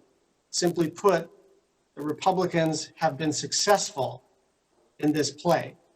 And so during one of the most consequential elections in American history, My colleagues are trying to run this play again, and it is an embarrassment. I have plenty of questions for the witnesses on Section 230, on antitrust, on privacy, on anti-Semitism, on their relationship with journalism, but we have to call this hearing what it is. It's a sham. And so for the first time in my 8 years in the United States Senate, I'm not going to use my time to ask any questions because this is nonsense. And it's not going to work this time. This play my colleagues are running did not start today. And it's not just happening here in the Senate. It is a coordinated effort by Republicans across the government. Last May, President Trump issued an executive order designed to narrow the protections of Section 230 to discourage platforms from engaging in content moderation on their own sites. After it was issued, President Trump started tweeting that Section 230 should be repealed, as if he understands Section 230. In the last 6 months, President Trump has tweeted repeal Section 230 5 times, in addition to other tweets in which he's threatened the tech companies. A few weeks later, President Trump withdrew the nomination of FCC Commissioner Mike O'Reilly. Republican Commissioner O'Reilly questioned the FCC's authority to regulate under Section 230, and the statute is not unclear on this. President Trump then nominated Nathan Symington, who was the drafter of NTIA's petition to the FCC regarding Section 230. And Republican senators have enthusiastically participated. Since June of this year, 6 Republican-only bills have been introduced, all of which threaten platforms' ability to moderate content on their site. And as the election draws closer, this Republican effort has become more and more aggressive. September 23rd, DOJ unveiled its own Section 230 draft legislation that would narrow the protections under the current law and discourage platforms from moderating content on their own site. September 14th and October 1st, respectively, Senators Hawley and Kennedy tried to pass their Republican-only Section 230 bills via live unanimous consent. Now, what that means is they went down to the floor and without a legislative hearing, without any input from Democrats at all, they tried to pass something so foundational to the internet unanimously without any discussion and any debate. On the same day as Senator Kennedy's UC attempt, Senator Wicker forced the Commerce Committee, without any discussion or negotiation beforehand, to vote on subpoenaing the CEOs of Twitter, Facebook, and Google to testify. That's why we're here today. 2 weeks later, on October 14th, Justice Clarence Thomas, on his own, issued a statement that appeared to support the narrowing of the court's interpretation on Section 230. The very next day, the FCC chairman, Ajit Pai, announced that the FCC would seek to clarify the meaning of Section 230. On that day, Senator Graham announced that the Judiciary Committee would vote to subpoena the tech companies over the content moderation. And the context of this, in addition to everything, is that Senator Cruz is on Maria Bartiromo talking about a blockbuster story from the New York Post. Senator Hawley is on Fox and on the Senate floor. And the Commerce Committee itself is tweeting out a campaign-style video that sort of alarmingly says Hunter Biden's emails, tech censorship. On October 21st, Senator Hawley reattempted to pass his bill on Section 230 via UC, again without going through any committee markup or vote. And on Friday, Senator Graham announced that the CEOs of Facebook and Twitter would testify before the Senate Judiciary Committee on November 17th. This is bullying, and it is for electoral purposes. Do not let the United States Senate bully you into carrying the water for those who want to advance misinformation. And don't let the specter of removing Section 230 protections or an amendment to antitrust law or any other kinds of threats cause you to be a party to the subversion of our democracy. I will be glad to participate in good faith bipartisan hearings on these issues when the election is over. But this is not that. Thank you. Thank you, Senator Schatz. Next is Senator Fisher. Thank you, Mr. Chairman. Gentlemen, I'm not here to bully you today, and I am certainly not here to read any kind of political statement right before an election. To me, this hearing is not a sham. I am here to gain some clarity on the policies that you use. I am here to look at your proposals for more transparency, because your platforms have become an integral part of our democratic process for both candidates, but also more importantly for our citizens as well. Your platforms also have enormous power to manipulate user behavior and to direct content and to shape narratives.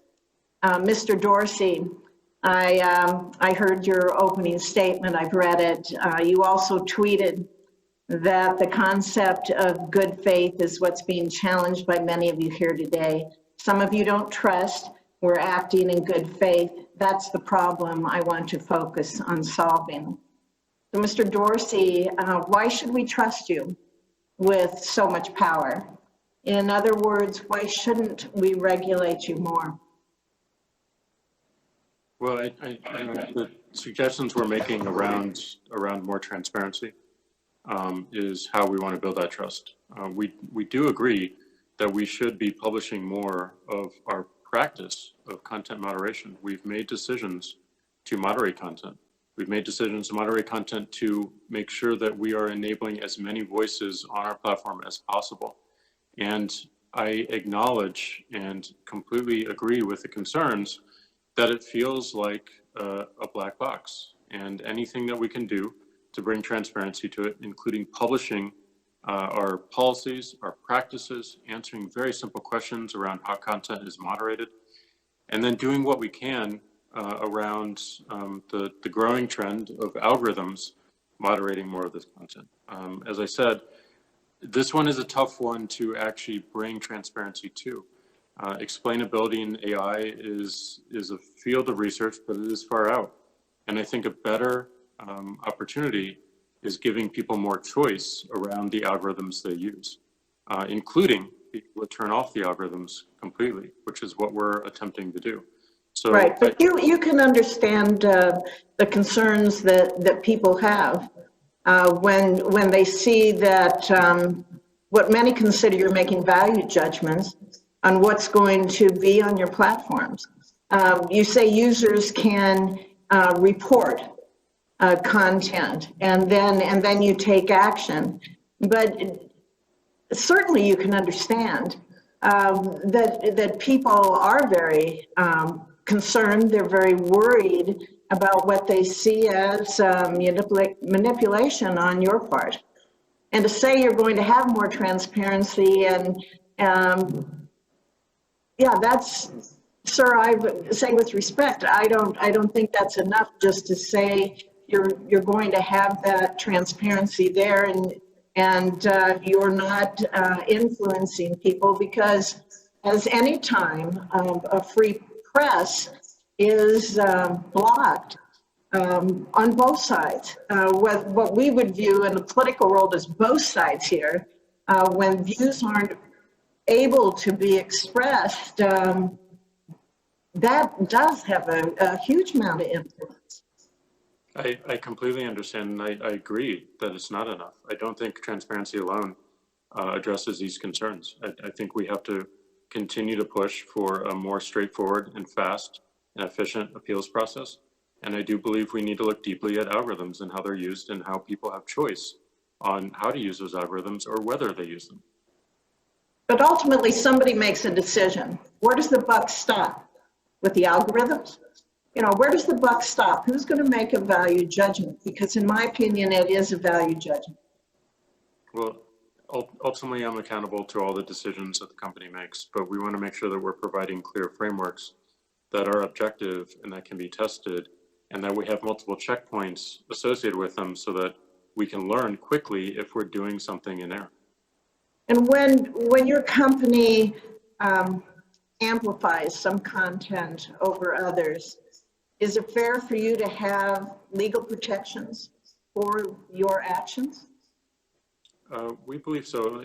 Keep in mind, a lot of our algorithms recommending content is focused on saving people time. So we're ranking things that the algorithms believe people would find most relevant, most valuable in the time. But it's your value judgment on what those people would find most relevant.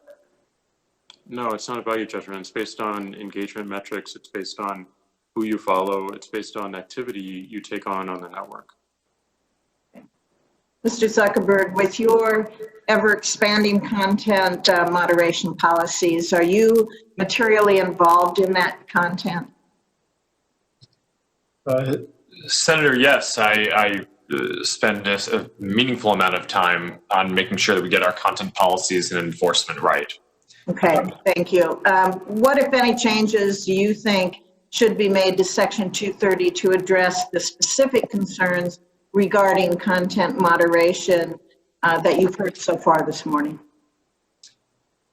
Senator, I would outline a couple. First, I agree with Jack that increasing transparency into the content moderation process would be an important step for building trust and accountability.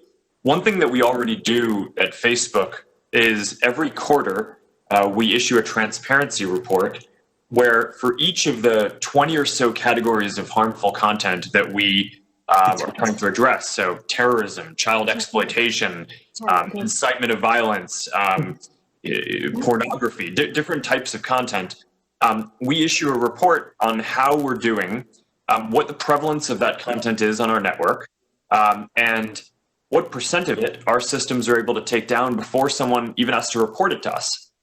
And what the precision is and and basically how accurate our systems are at dealing with it. And getting to the point where everyone across the industry is reporting on a baseline like that, I think would be valuable for people to have these discussions, not just about anecdotes of, okay, I saw a piece of content and I'm not necessarily sure I agree with how that was moderated. It would allow the conversation to move to data so that way we can understand how these platforms are performing overall and hold them accountable. Thank you. At issue with your answer, I think, would be the time involved, that it wouldn't be an immediate response to have that conversation, as you call it. I hope that all three of you gentlemen can answer that question in written questions. So my time is up. Thank you, Mr. Chair. Thank you, Senator Fisher. I appreciate that. We are going to take now Senator Cantwell's questioning, after which we are going to accommodate our witnesses with a 5-minute recess. So, Senator Cantwell, you are recognized. Thank you, Mr. Chairman. Can you hear me? Surely can. And can you see me this time? We can now see you, yes. Okay. Well, thank you, Mr. Chairman. And this is such an important hearing. I agree with many of the statements my colleagues have had, that this hearing didn't need to take place at this moment, that the important discussion about how we keep a thriving internet economy and how we continue to make sure that hate speech and misinformation is taken down from the web is something that would probably better been done in January than now. But here we are today, and we've heard some astounding things that I definitely must refute. First of all, I'm not going to take lightly anybody who tries to undermine mail-in voting. Mail-in voting in the United States of America is safe.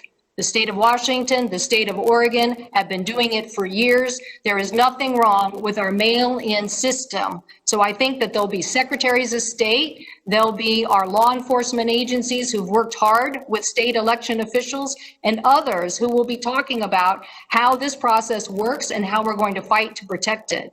I'm also going to not demean an organization just because they happen to be headquartered in the state of Washington or to have business there. That somebody claims that just because the geography of a company somehow makes it uber political for one side of the aisle or another, I seriously doubt. I know that because I see many of you coming to the state of Washington for Republican fundraisers with these officials. I know you know darn well that there are plenty of Republicans that work in high-tech firms. So the notion that somehow these people are crossing the aisle because of something and creating censorship, the notion that free speech is about the ability to say things, and it doesn't take, well, maybe we need to have a history lesson from high school again, but yes, free speech means that people can make outrageous statements about their beliefs. So I think that the CEOs are telling us here what their process is for taking down healthcare information that's in fact, that's not true, that is a threat to the public, and information that is a threat to our democracy. That is what they're talking about. So I want to make it clear that this hearing could have happened at a later date, and I don't appreciate the misinformation that is coming across today that is trying to undermine our election process.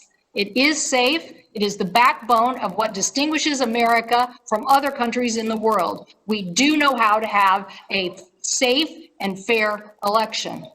And one of the ways that we're doing that is to have these individuals work with our law enforcement entities. My colleague, Gary Peters, made it very clear. They successfully helped stop a threat on the governor of Michigan. And why? Because they were working with them to make sure that information was passed on. So this is what we're talking about. We're talking about whether we're going to be on the side of freedom and information, and whether we're going to put our shoulder to the wheel to continue to make sure that engine is there, or whether we're going to prematurely try to get rid of 230 and squash free speech. And so I want to make sure that we continue to move forward. So Mr. Zuckerberg, I'd like to turn to you, because there was a time where there was great concern about what happened in Myanmar, about the government using information against a Muslim minority, and you took action and reformed the system. And just recently, in September, Facebook and Twitter announced they had suspended networks accounts linked to various organizations and for use of techniques laundering Russian-backed websites, accounts, and derisive propaganda that we associated with state-run attempts to interfere in our elections. So could you please, Mr. Zuckerberg, talk about what you are doing to make sure state-run entities don't interfere in U.S. elections? Yes, thank you, Senator. Since 2016, we've been building up some very sophisticated systems to make sure that we can stop foreign interference in elections, not just in the U.S., but all around the world. And a lot of this involves building up AI systems to identify when clusters of accounts aren't behaving in the way that a normal person would. They're behaving as fake accounts in some coordinated way.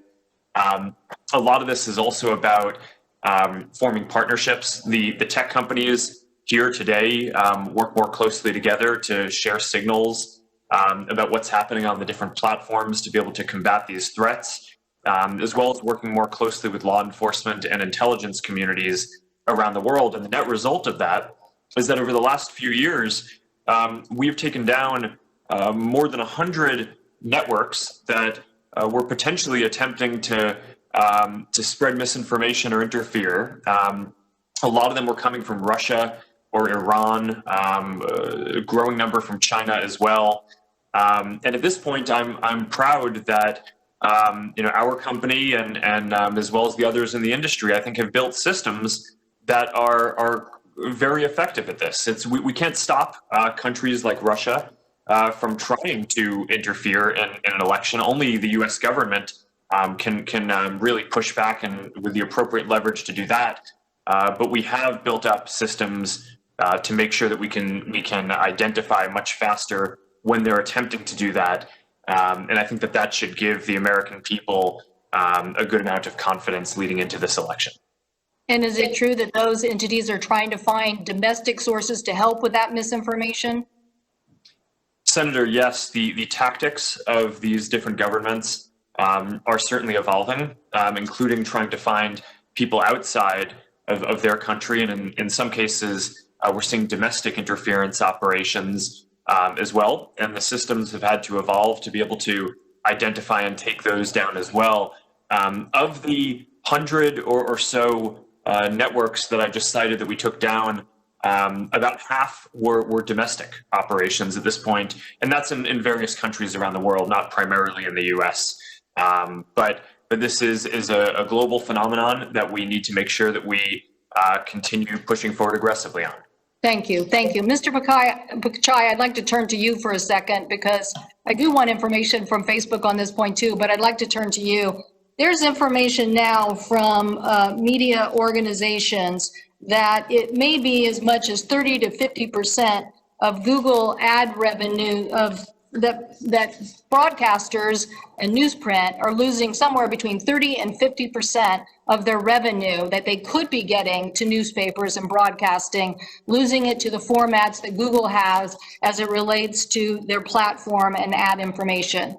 Can you confirm what information you have about this? And do you think that Google is taking ad revenue from these news sources in an unfair way? Senator, it's an important topic. It's a complex topic. I do think journalism, as you rightfully have called attention to it, particularly local journalism, is very important. The internet has been a tremendously disrupting force, and the pandemic has exacerbated it. I'm happy today as Google, I would make the case that we believe in raising news across our products because we realize the importance of journalism. We send a lot of traffic to news publishers.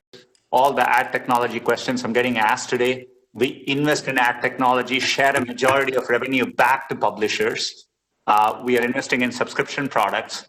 We have committed to $1 billion in new licensing over the next 3 years to news organizations. We have set up local emergency fund through COVID for local journalistic institutions. I could give plenty of examples, but the underlying forces which are impacting the industry, which is the internet, and whether it's Google, if not Google, advertisers are finding alternate sources.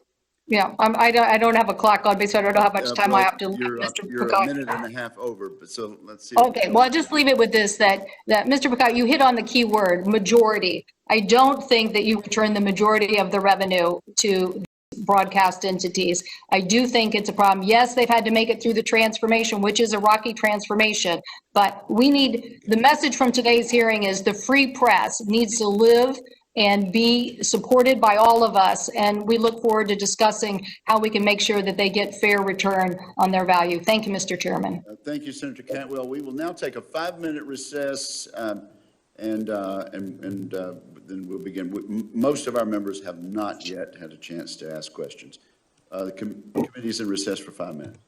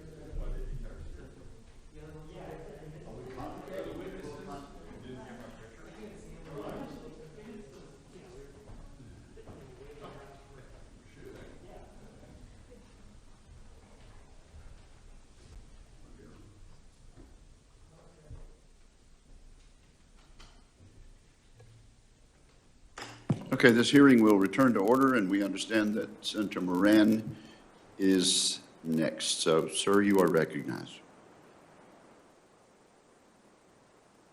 Chairman Wicker, thank you very much, and thank you for you and Senator Cantwell hosting this hearing.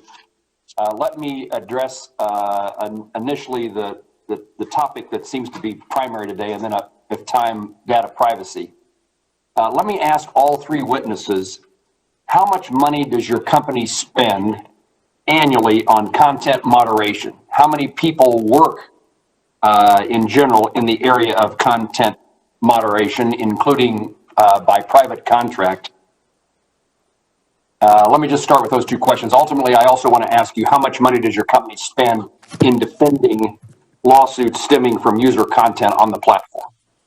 Okay, Mr. Zuckerberg, you want to go first there? Senator, we have more than 35,000 people who work on content and safety review, and I believe our budget is multiple billions of dollars a year on this. I think upwards of $3 or maybe even more $1 billion a year, which is a greater amount in revenue that we're spending on this than the whole revenue of our company was the year before we filed to go public in 2012. Thank you. Senator, we use both a combination of human reviewers and AI moderation systems.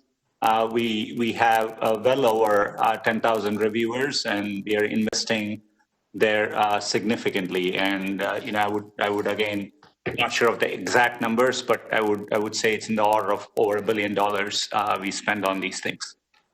Thank you, Mr. Dorsey. I don't have the specific numbers, but we want to maintain agility between the people that we have working on this, and also just building better technology to automate it. So our goal is flexibility here. Let me ask the question again about how much would you estimate that your company is currently spending on defending lawsuits related to user content? In the same order, okay? Senator, I don't know the answer to that off the top of my head, but I can get back to you. Thank you. Senator, we do spend a lot on legal lawsuits, but not sure what of it applies to content-related issues, but happy to follow. Thank you. And I don't have those numbers. Let me use your answers to highlight something that I want to be a topic of our conversation as we debate this legislation. Whatever the numbers are, you indicate that they are significant. It's an enormous amount of money and an enormous amount of employee time, contract labor time in dealing with modification of content.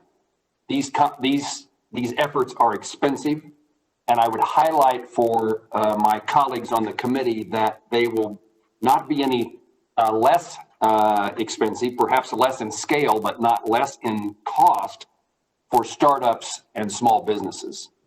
And as we develop our policies in regard to this topic, I want to make certain that entrepreneurship, startup businesses, and small business are considered in what it would cost in their efforts to meet the kind of standards that to operate in this sphere. Let me quickly turn to federal privacy. I chair the Consumer Data Privacy Security Act. We've tried for months, Senator Blumenthal and I, to develop a bipartisan piece of legislation. We were close, but unsuccessful in doing so. Let me ask Mr. Zuckerberg. Facebook entered into a consent order with the FTC in July of 2012 for violations of the FTC Act, and later agreed to pay a $5 billion penalty along with a robust settlement order in 2018 following the Cambridge Analytica incident that violated the 2012 order. My legislation will provide the FTC with first-time civil penalty authority. Do you think this type of enforcement tool for the FTC would better deter unfair and deceptive practices than the current enforcement regime? Senator, I would need to understand it in a little bit more detail before weighing in on this.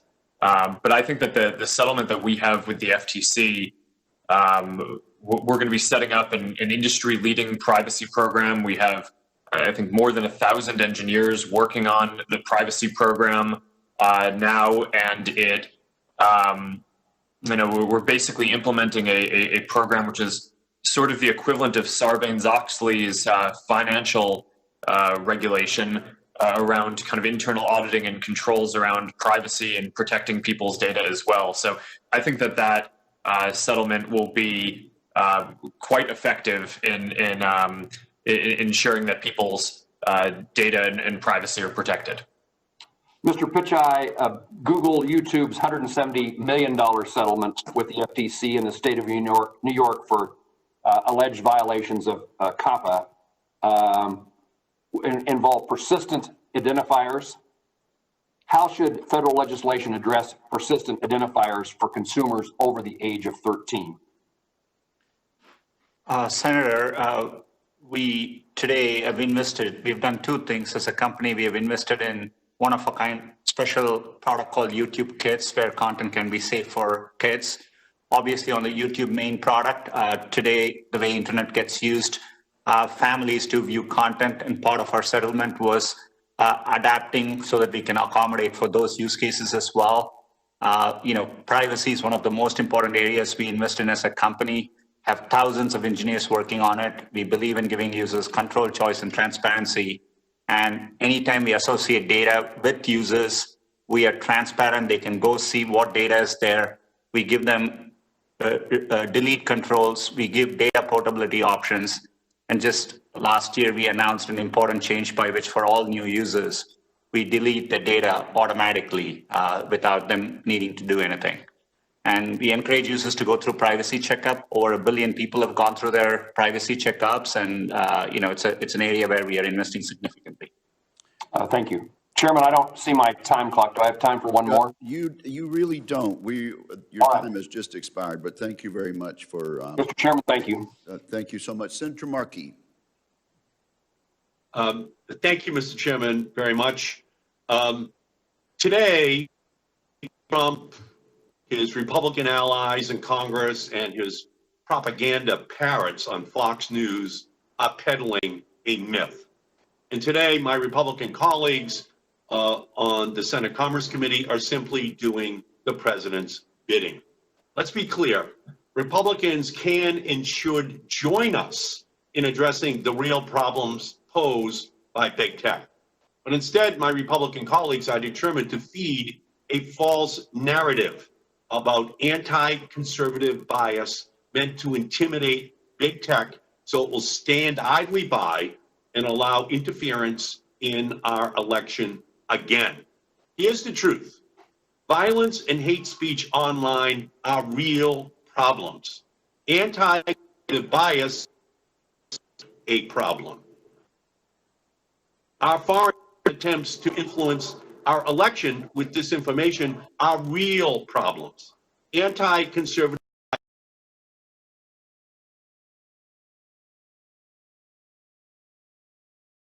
is a real problem. Anti-conservative bias is not a problem. The issue is not that the companies before us today are taking too many posts down. The issue is that they're leaving too many dangerous posts up. In fact, they're amplifying harmful content so that it spreads like wildfire and torches our democracy. Mr. Zuckerberg, when President Trump posted on Facebook that when the looting starts, the shooting starts, you failed to take down that post. Within a day, the post had hundreds of thousands of shares and likes on Facebook. Since then, the president has gone on national television and told a hate group to, quote, stand by. And he has repeatedly refused to commit that he will accept the election results. Mr. Zuckerberg, can you commit that if the president goes on Facebook and encourages violence after election results are announced, that you will make sure your company's algorithms don't spread that content and you will immediately remove those messages? Senator, yes, incitement of violence is against our policy, and there are not exceptions to that, including for politicians. There are exceptions, did you say? There are not exceptions. There are no exceptions, which is very important because obviously there could be messages that are sent that could throw our democracy into chaos. And a lot of it can be and will be created if social media sites do not police what the president says. Mr. Zuckerberg, if President Trump shares Russian or Iranian disinformation, lying about the outcome of the election, can you commit that you will make sure your algorithms do not amplify that content and that you will immediately take that content down? Senator, we have a policy in place that prevents any candidate or campaign from prematurely declaring victory or trying to delegitimize the result of the election. And what we will do in that case is we will append some factual information to any post that is trying to do that. So if someone says that they won the election when the result isn't in, for example, we will append a piece of information to that saying that official election results are not in yet. So that way, anyone who sees that post will see that context in line. And also, if one of the candidates tries to prematurely declare victory or cite an incorrect result, we have a precaution that we've built in to put at the top of the Facebook app for everyone who signs in the U.S. Information about the accurate U.S. election voting results. I think that this is a very important issue to make sure that people can get accurate information about the results of the election. Yeah, it cannot be stated as being anything less than critically important. Democracy could be seriously challenged beginning next Tuesday evening and for several days afterwards, maybe longer. And a lot of responsibility is going to be on the shoulders of Facebook and our other witnesses today. Mr. Zuckerberg, if President Trump uses his Facebook account to call for armed private citizens to patrol the polls on Election Day, which would constitute illegal voter intimidation in violation of the Voting Rights Act, will you commit that your algorithms will not spread that content and that you will immediately take that content down? Senator, my understanding is that content like what you're saying would violate our voter suppression policies and would come down.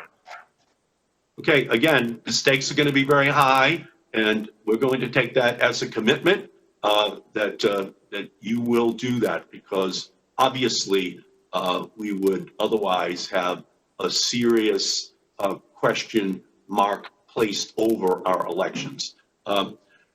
We know Facebook cares about one thing, keeping users glued to its platform. One of the ways you do that is with Facebook groups. Mr. Zuckerberg, in 2017, you announced a goal of 1 billion users joining Facebook groups. Unfortunately, these forum pages have become breeding grounds for hate, echo chambers of misinformation, and venues for coordination of violence. Again, Facebook is not only failing to take these pages down, it is actively spreading these pages and helping these groups' recruitment efforts.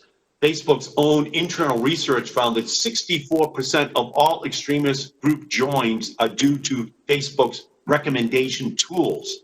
Mr. Zuckerberg, will you commit to stopping all group recommendations on your platform until U.S. election results are certified, yes or no?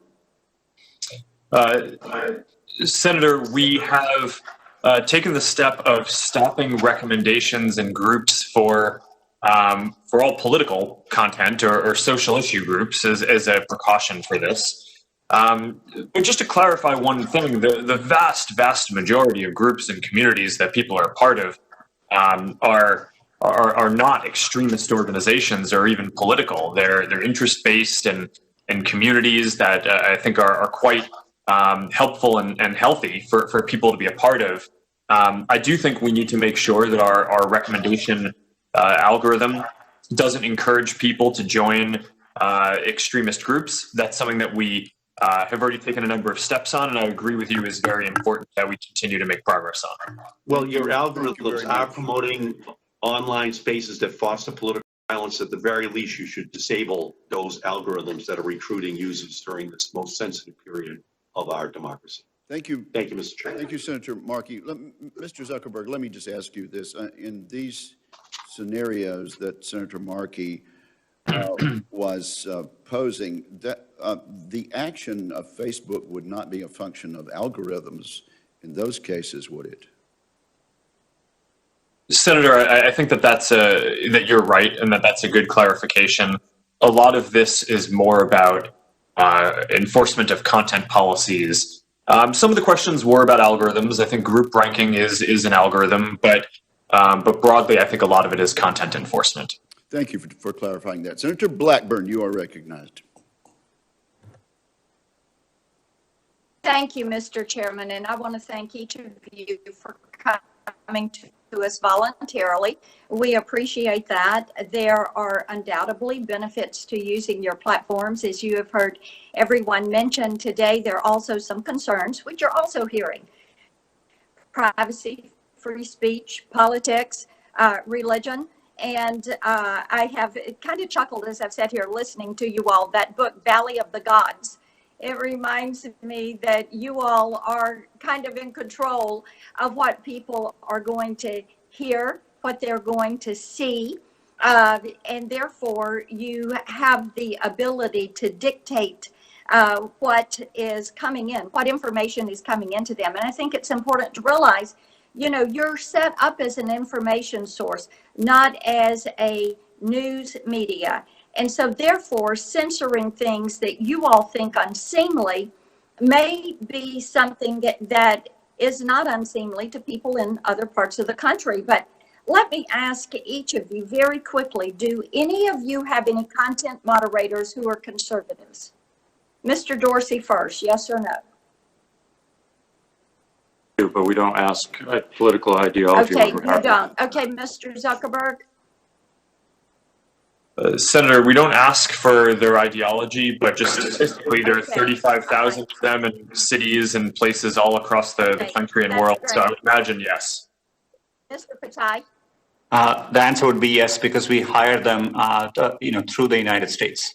Okay, all right. And looking at some of your censoring, Mr. Dorsey, you all have censored Joe Biden 0 times. You have censored Donald Trump 65 times. So I want to go back to Senator Gardner's questions. You claimed earlier that the Holocaust denial and threats of Jewish genocide by Iran's terrorist Ayatollah don't violate Twitter's so-called rules, and that it's important for world leaders like Iran's terrorist leader to have a platform on Twitter. So let me ask you this, who elected the Ayatollah? I don't know. You don't know? Okay. I think this is called a dictatorship. So are people in Iran allowed to use Twitter, or does the country whose leader you claim deserves a platform ban them from doing so? Ideally, we would love for the people of Iran to use Twitter. Yeah, well, Iran bans Twitter, and Mr. Zuckerberg, I know you are aware they ban Facebook also. So, Mr. Dorsey, is Donald Trump a world leader? Yes. Okay, so it would be important for world leaders to have access to your platform, correct? Correct. And so why did you deny that platform via censorship to the U.S. president? We haven't censored the U.S. president. Oh, yes, you have. How many posts from Iran's terrorist Ayatollah have you censored? How many posts from Vladimir Putin have you censored? We have labeled tweets of world leaders. We have a policy around not taking down the content, but simply adding more context around it. Okay, and the U.S. president you have censored 65 times. You testified that you're worried about disinformation and election interference. That is something we all worry about. And of course, for about 100 years, foreign sources have been trying to influence U.S. policy and U.S. elections. Now they're onto your platforms. They see this as a way to get access to the American people.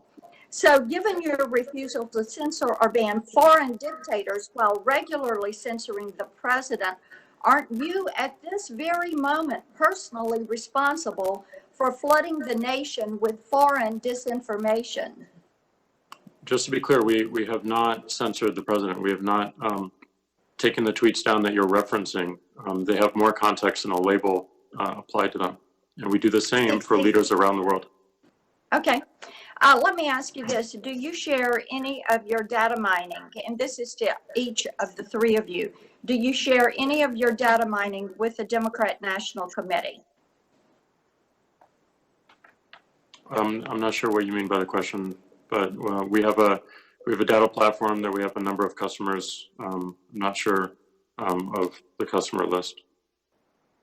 Okay, and you said you don't keep lists. I made that note. Well, keep list of accounts that we watch. We don't keep a list of accounts that we watch. All right. Okay, Mr. Pichai, is Blake Lemoine, one of your engineers, still working with you? Senator, I'm familiar with his name as an employee. I'm not sure whether he's currently an employee. Okay, well, he has had very unkind things to say about me, and I was just wondering if you all had still kept him working there. Also, I want to mention with you, Mr. Pichai, the way you all have censored some things. Google searches for Joe Biden generated approximately 30,000 impressions for Breitbart links. This was on May 1. And after May 5th, both the impressions and the clicks went to zero. I hope that what you all realize from this hearing is that there is a pattern. You may not believe it exists, but there is a pattern of subjective manipulation of the information that is available to people from your platforms. What has driven additional attention to this is the fact that more of a family's functional life is now being conducted online. Because of this, more people are realizing that you are picking winners and losers. You're trying to, Mr. Zuckerberg, years ago you said Facebook functioned more like a government than a company.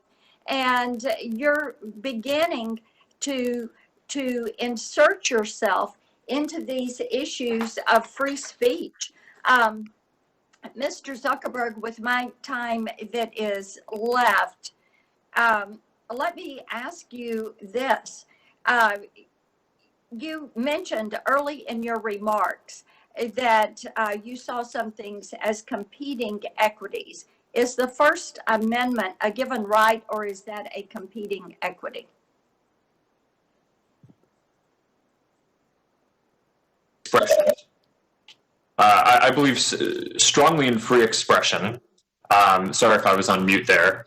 But I do think that, like all equities, it is balanced against other equities like safety and privacy. And even the people who believe in the strongest possible interpretation of the First Amendment still believe that there should be some limits on speech when it could cause imminent risk of physical harm. The kind of famous example that's used is that you can't shout fire in a crowded theater. So I think that getting those equities and the balance right is the challenge that we face. The time has expired. Perhaps we can follow. Well, we believe in the First Amendment, and we are going to, yes, we will have questions to follow up. Thank you, Mr. Chairman. I can't see the clock. Thank you. Senator Udall. Mr. Chairman, thank you, and Senator Cantwell, really appreciate this hearing. I want to start by laying out three facts. The U.S. intelligence community has found that the Russian government is intent on election interference in the United States. They did it in 2016, they're doing it in 2020. The intelligence also says they want to help President Trump. They did so in 2016. President doesn't like this to be said, but it's a fact. We also know that the Russian strategy this time around is going after Hunter Biden. So I recognize that the details of how to handle misinformation on the internet are tough. But I think the companies like Twitter and Facebook that took action to not be a part of a suspected Russian election interference operation were doing the right thing. And let me be clear, no one believes these companies represent the law or represent the public. When we say work the refs, the U.S. government is the referee. The FCC, the Congress, the presidency, and the Supreme Court are the referees. It's very dangerous for President Trump, Justice Thomas, and Republicans in Congress and at the FCC to threaten new federal laws in order to force social media companies to amplify false claims, to conspiracy theories, and disinformation campaigns. And my question to all three of you, do the Russian government and other foreign nations continue to attempt to use your company's platforms to spread disinformation and influence the 2020 election? Can you briefly describe what you are seeing? Please start, Mr. Dorsey, and then Mr. Pichai, and Mr. Zuckerberg. You gave an answer partially on this. I'd like you to expand on that answer. Thank you. Yes, so we do continue to see interference. We recently disclosed actions we took on both Russia and actions originating out of Iran. We've made those disclosures public. We can share those with your team. But this remains, as you've heard from others on the panel and as Mark has detailed, one of our highest priorities and something we want to make sure that we are focused on eliminating as much platform manipulation as possible. Senator, we do continue to see coordinated influence operation attempts. We've been very vigilant. We appreciate the cooperation we get from intelligence agencies, and as companies, we are sharing information. To give you an example, and we publish transparency reports. In June, we identified efforts, one from Iran, Group APD 35, targeting the Trump campaign, one from China, a Group APD 31, targeting the Biden campaign.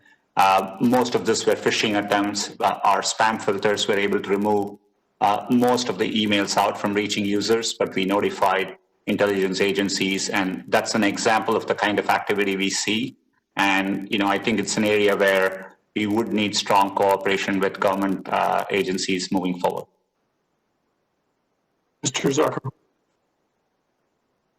Senator, like Jack and Sundar, we also see continued attempts by Russia and other countries, especially Iran and China, to run these kind of information operations. We also see an increase in kind of domestic operations around the world. Fortunately, we've been able to build partnerships across the industry, both with the companies here today and with law enforcement and the intelligence community, to be able to share signals to identify these threats sooner. And along the lines of what you mentioned earlier, one of the threats that the FBI has alerted our companies and the public to was the possibility of a hack and leak operation in the days or weeks leading up to this election.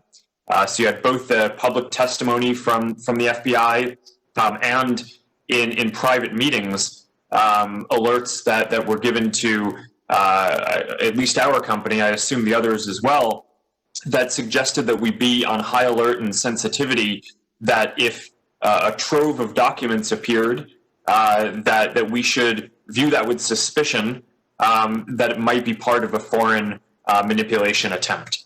So that's what we're seeing, and I'm happy to go into more detail as well if that's helpful. Okay, thank you very much. And this one's a really simple question, I think a yes or no.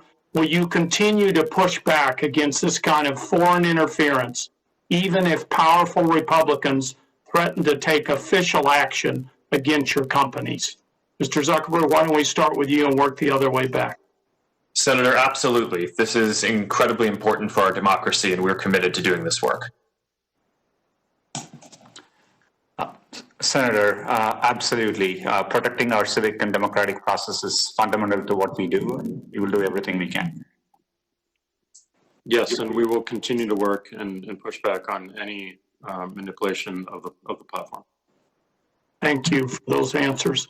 Mr. Zuckerberg, do Facebook and other social media networks have an obligation to prevent disinformation and malicious actors spreading conspiracy theories, dangerous health disinformation, and hate speech, even if preventing its spread means less traffic and potentially less advertising revenue for Facebook?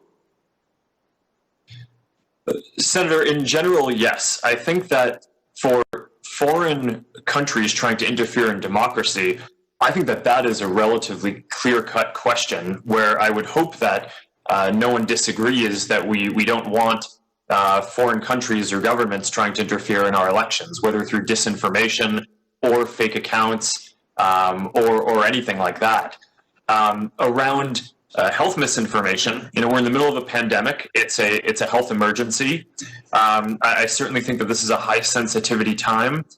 So we're treating with extra sensitivity any misinformation that could lead to harm around COVID, that would lead people to not get the right treatments or to not take the right security precautions. We do draw a distinction between harmful misinformation and information that's just wrong. And we take a harder line and more enforcement against harmful misinformation. Thank you. Thank you, Mr. Chairman. Thank you, Senator Udall. Senator Capito. Thank you, Mr. Chairman, and thank all of you for being with us today. I would say that any time that we can get the three of you in front of the American people, whether it's several days before an election or several days after, is extremely useful and can be very productive. So I appreciate the three of you coming and the committee holding this hearing. As we've heard, Americans turn every day to your platforms for a lot of different information. I would like to give a shout out to Mr. Zuckerberg, because the last time he was in front of our committee, I had asked him to share the plenty of Facebook into rural America and help us with our fiber deployments into rural America. And when we see in this COVID environment, we see how important that is. And he followed through with that. I would like to thank him and his company for helping partner with us in West Virginia to get more people connected. And I think that is an essential. I would make a suggestion as well, maybe when we get to the end, when we talk about fines, what I think we could do with these millions and billion-dollar fines that some of your companies have been penalized on. We could make a great jump and get to that last household. But the topic today is on objectionable content and how you make those judgments. So quickly, each one of you, I know that in Section 230, it says that the term is objectionable content or otherwise objectionable. Would you be in favor of redefining that more specifically? That's awful broad, and that's where I think some of these questions become very difficult to answer. So we'll start with Mr. Dorsey on the how do you define otherwise objectionable, and how can we improve that definition so that it's easier to follow? Well, our interpretation of objectionable is anything that is limiting potentially the speech of others. A lot of our policies are focused on making sure that people feel safe to express themselves. And when we see abuse, harassment, misleading information, these are all threats against that, and it makes people want to leave the internet, makes people want to leave these conversations online. So that is what we're trying to protect, is making sure that people feel safe enough and free enough to express themselves in whatever way they wish.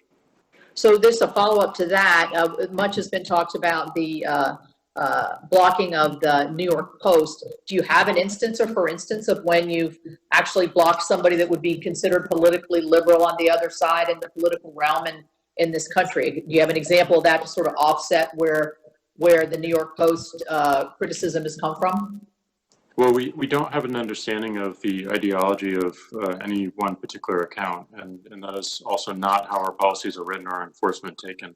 So I'm sure there are a number of examples, but that is not our focus. We're looking purely at the violations of our policies, taking action against that.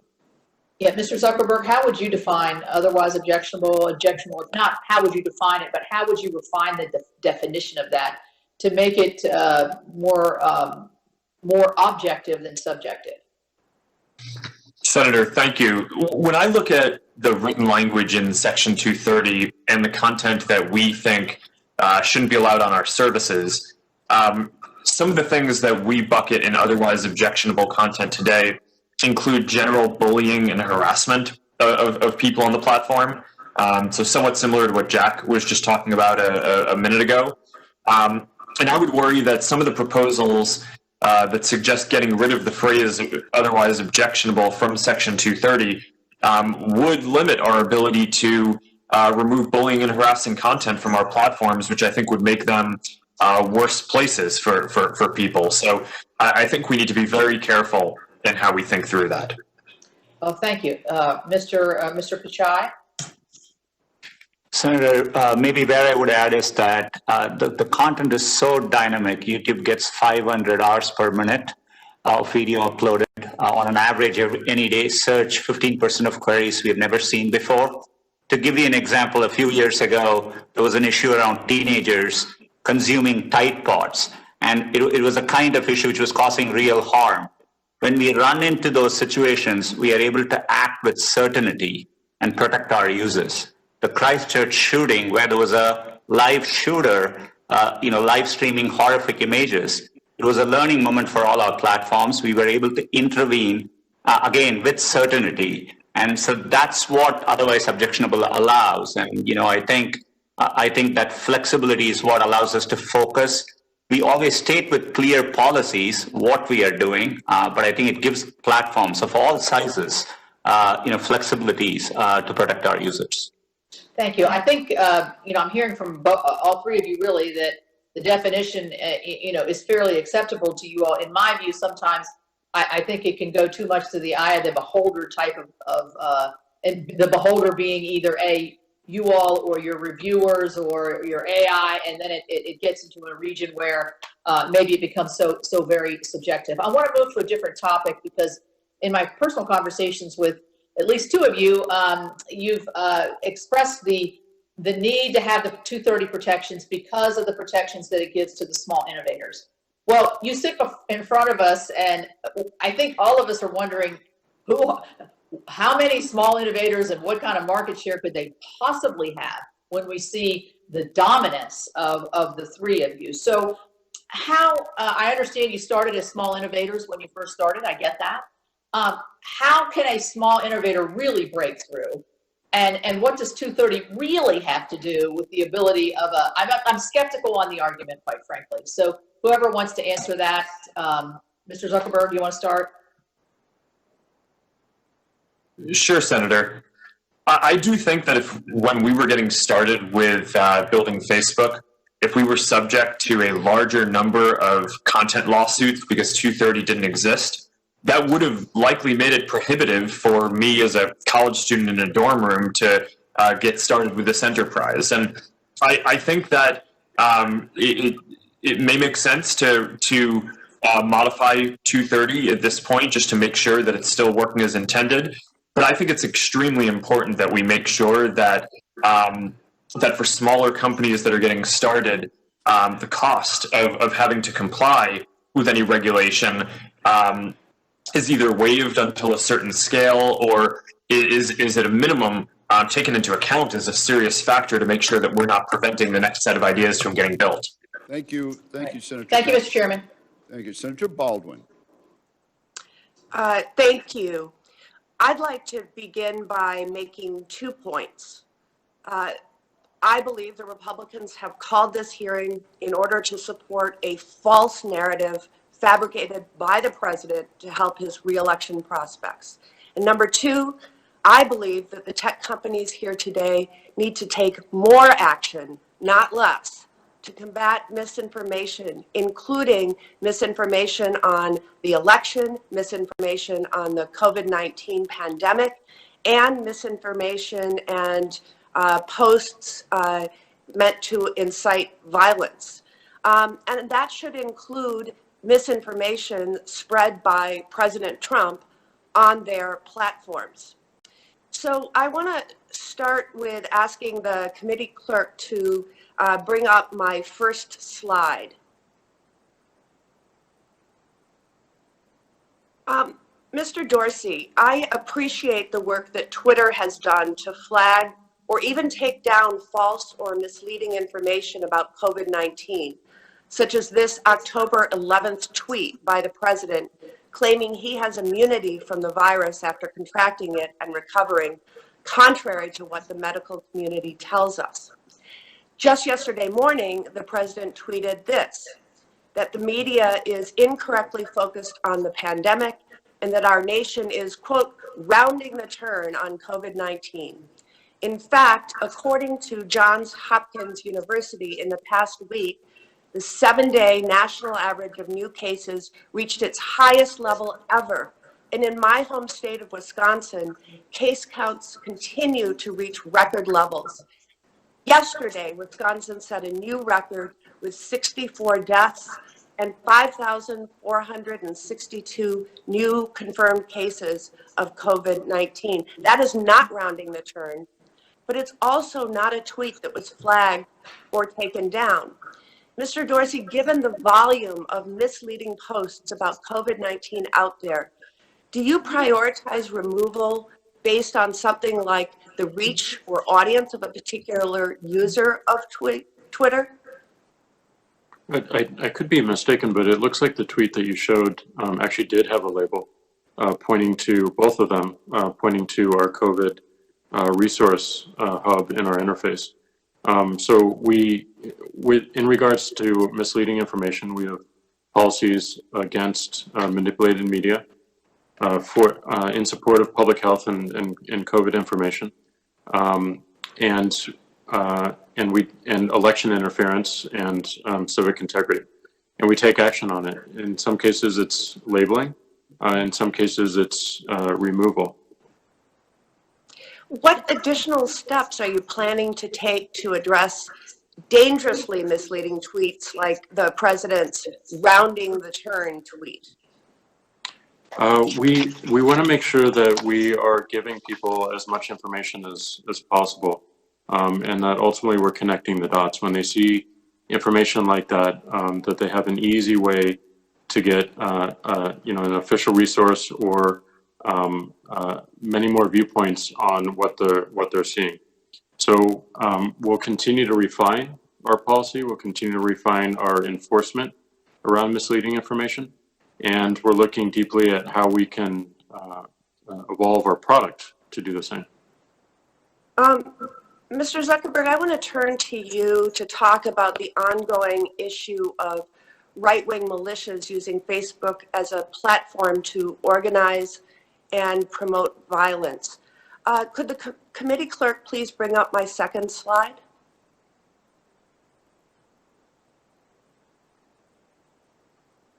On August 25th, a self-described militia group called Kenosha Guard created a Facebook event page entitled Armed Citizens to Protect Our Lives and Property, encouraging armed individuals to go to Kenosha and, quote, defend the city during a period of civil unrest following the police shooting of Jacob Blake.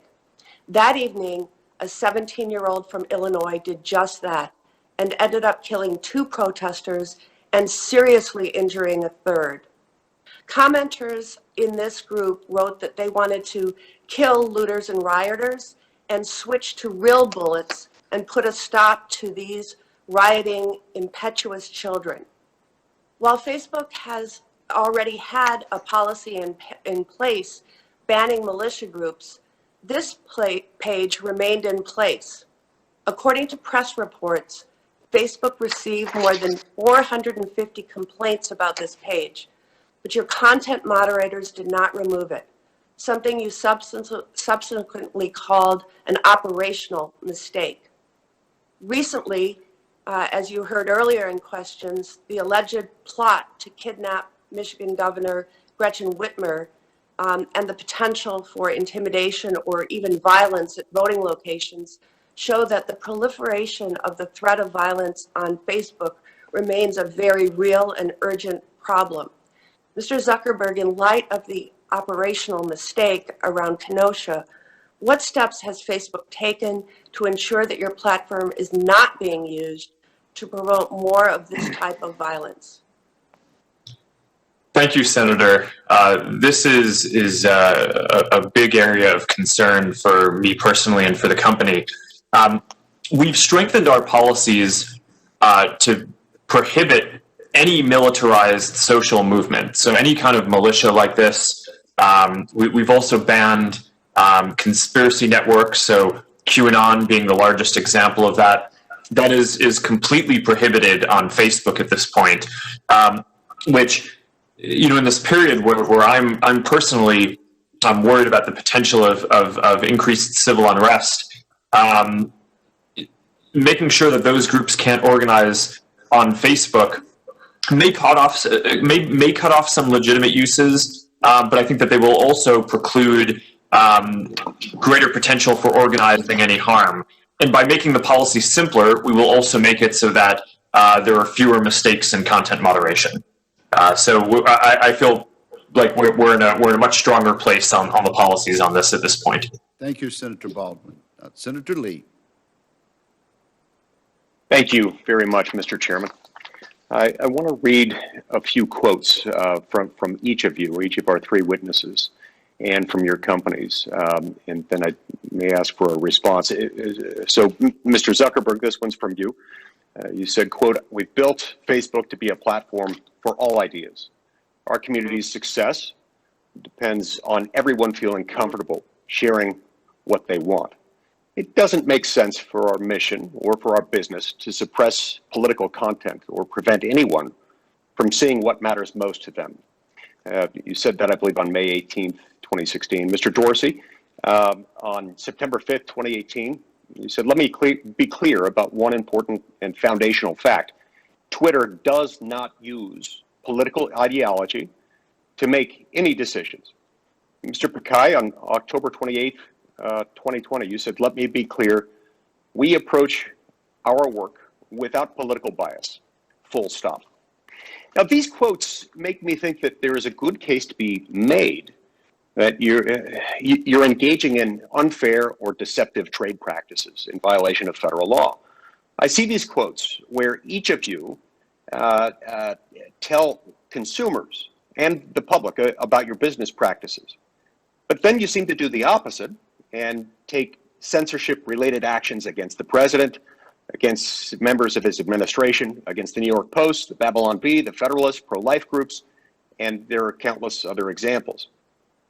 In fact, I think the trend is clear that you almost always censor, meaning, and when I use the word censor here, I mean block content, fact check, or label content, or demonetize websites of conservative, Republican, or pro-life individuals or groups or companies contradicting your commercial promises.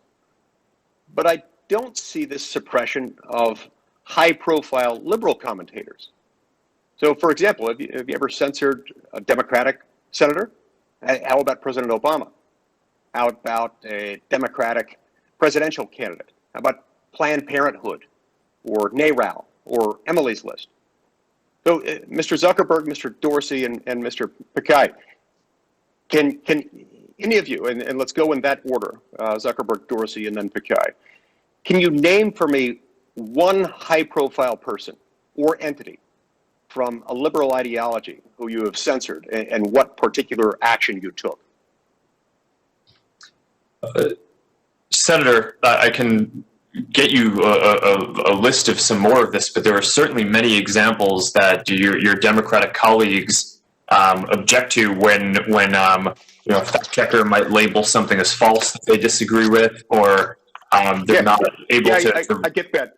I get that. I just want to be clear. I'm just asking you if you can name for me one high-profile liberal person or company who you've censored. I understand that you're saying that there are complaints on both sides, but I just want one name of one person or one entity.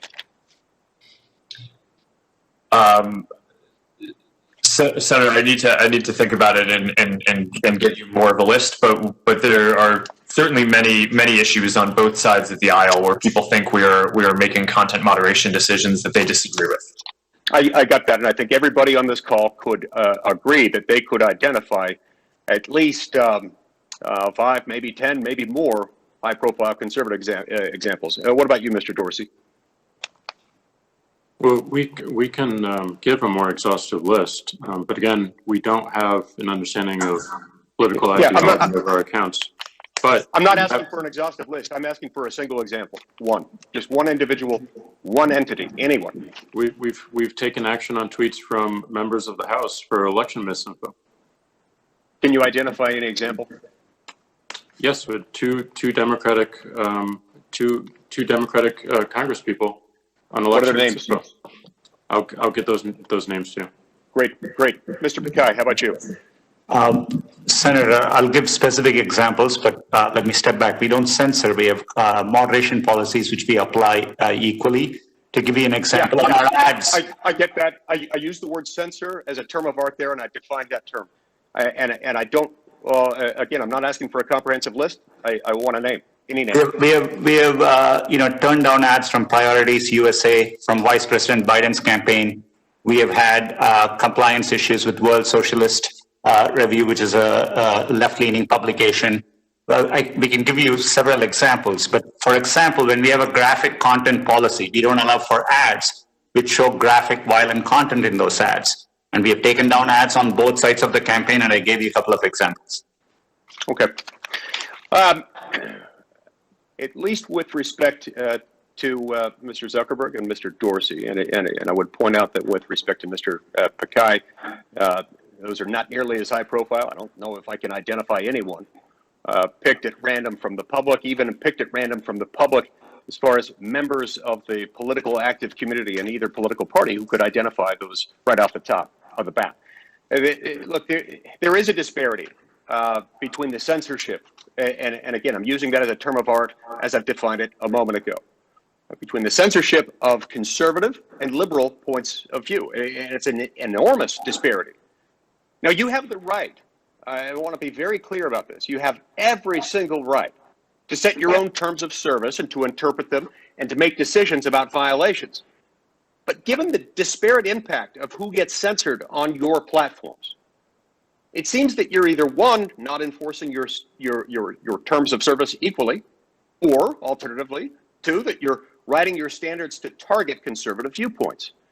You certainly have the right to operate your own platform, but you also have to be transparent about your actions, at least in the sense that you can't promise certain corporate behavior and then deceive customers through contradictory actions that just blatantly contradict what you've stated as your corporate business model or as your policy.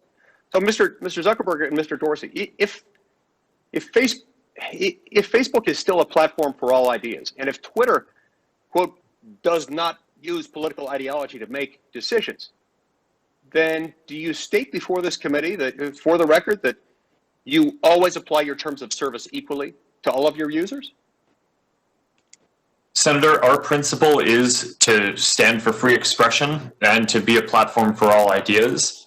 I certainly don't think we have any intentional examples where we're trying to enforce our policies in a way that is anything other than fair and consistent.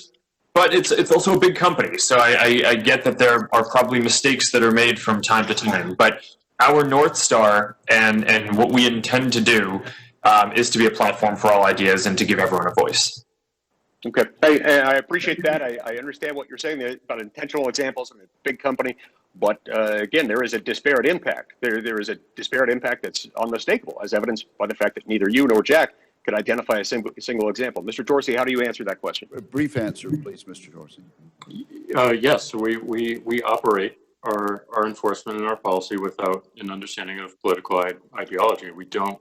Anytime we find or examples of bias in how people operate our systems or our algorithms, we remove it. And as Mark mentioned, there are checkpoints in these companies, in these frameworks, and we do need more transparency around them and how they work. And we do need a much more straightforward and quick and efficient appeals process to give us a further checkpoint from the public. Thank you, Senator Lee. Senator Duckworth. Thank you, Mr. Chairman.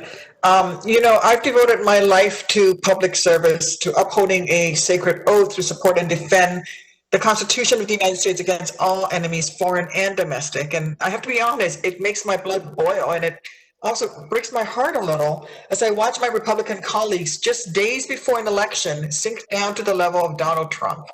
By placing the selfish interests of Donald Trump ahead of the health of our democracy, Senate Republicans, whether they realize it or not, are weakening our national security and providing aid to our adversaries. As my late friend Congressman Cummings often reminded us, we're better than this. Look, our democracy is under attack right now. Every American, every member of Congress should be committed to defending the integrity of our elections from hostile foreign interference. Despite all the recent talk of great power competition, our adversaries know they still cannot defeat us on a conventional battlefield. Yet meanwhile, the members of the United States military and our dedicated civil servants are working around the clock in the cyber domain to counter hostile actors such as Iran, China, and Russia. And they do this while the commander-in-chief cowers in fear of Russia and stubbornly refuses to take any action to criticize or warn Russia against endangering our troops. I have confidence in the United States Armed Forces, intelligence community, and civil servants. Their effective performance explains why our foreign adversaries have sought alternative avenues to attacking our nation. Afraid to face us in conventional military or diplomatic ways, they look for unconventional means to weaken our democracy, and they realize that social media could be the exhaust port of our democracy. Social media is so pervasive in the daily lives of Americans and traditional media outlets that it can be weaponized to manipulate the public discourse and destabilize our institutions. After Russia was incredibly successful in disrupting our democracy 4 years ago, all of our adversaries learned a chilling lesson. Social media companies cannot be trusted to put patriotism above profit.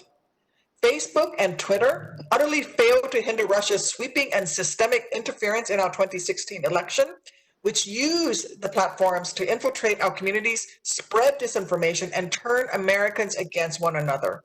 Of course, the situation has grown far worse today, as evidenced by today's partisan sham hearing. While corporations may plead ignorance prior to the 2016 election, President Trump and his Republican enablers in the Senate have no such excuse. Senate Republicans cut a deal to become the party of Trump, and now they find themselves playing a very dangerous game. By encouraging Russia's illegal hacking, by serving as the spreaders and promoters of disinformation cooked up by foreign intelligence services, and by falsely claiming censorship when responsible actors attempt to prevent hostile foreign adversaries from interfering in our elections, Senate Republicans insult the efforts of true patriots working to counter malign interference and weaken our security. This committee is playing politics at a time when responsible public officials should be doing everything to preserve confidence in our system of elections and system of government. The reckless actions of Donald Trump and Senate Republicans do not let technology companies off the hook. None of the companies testifying before our committee today are helpless in the face of threats to our democracy, small d democracy. Federal law provides your respective companies with authority to counter foreign disinformation and counterintelligence propaganda. And I want to be absolutely clear, gentlemen, that I fully expect each of you to do so. Each of you will be attacked by the president, Senate Republicans, and right-wing media for countering hostile foreign interference in our election. But you have a duty to do the right thing, because facts still exist. Facts still matter. Facts save lives, and there's no both sides when one side has chosen to reject truth and embrace poisonous false information. So in closing, I would like to each witness to provide a personal commitment that your respective companies will proactively counter domestic disinformation that spreads the dangerous lies such as masks don't work, while aggressively identifying and removing disinformation that is part of foreign adversaries' efforts to interfere in our election or undermine our democracy. Do I have that commitment from each of you gentlemen? Okay, we'll take Dorsey, Pichai, and then Zuckerberg. Mr. Dorsey. We have made that commitment. Mr. Pichai. Senator, absolutely yes. And Mr. Zuckerberg. Yes, Senator. I agree with that. Thank you. Your industry's success or failure in achieving this goal will have far-reaching life or death consequences for the American people and the future of our democracy. Thank you, and I yield back, Mr. Chairman. The senator yields back. Senator Johnson. I'd like to start with a question for all three of the witnesses. You have public reports that you have different chat forums in all of your companies, and also public reports where the few conservatives that might work for your companies have certainly been harassed on those types of forums. I don't expect you to have taken poll of your employees, but I just want to get a kind of a sense, because I think it's pretty obvious. But would you say that the political ideology of the employees in your company is, let's say 50-50, conservative versus liberal progressive, or do you think it's closer to 90% liberal, 10% conservative? We'll start with Mr. Dorsey. As you mentioned, I don't know the makeup of our employees because it's not something we ask or focus on. Just what do you think off the top of your head based on your chat rooms and kind of the people you talk to? Not something I look for or look at. Right. Okay, Mr. Pichai. Senator, we have over 100,000 employees. For the past 2 years, we have hired greater than 50% of our workforce outside California. It does tend to be proportionate to the areas where we are in, but we have 1 million message boards at Google. We have groups like Republicans at, Liberals at, Conservatives at, and so on. And we have definitely made an effort to make sure people of all viewpoints are welcome. So again, you want to, Mr. Zuckerberg, will you answer the question honestly? Is it 90-10 or 50-50? Which is it closer to? Senator, I don't know the exact number, but I would guess that our employee base skews left-leaning. Thank you for that honesty. Mr. Dorsey, you started your opening comments that you think that people don't trust you. I agree with that. We don't trust you.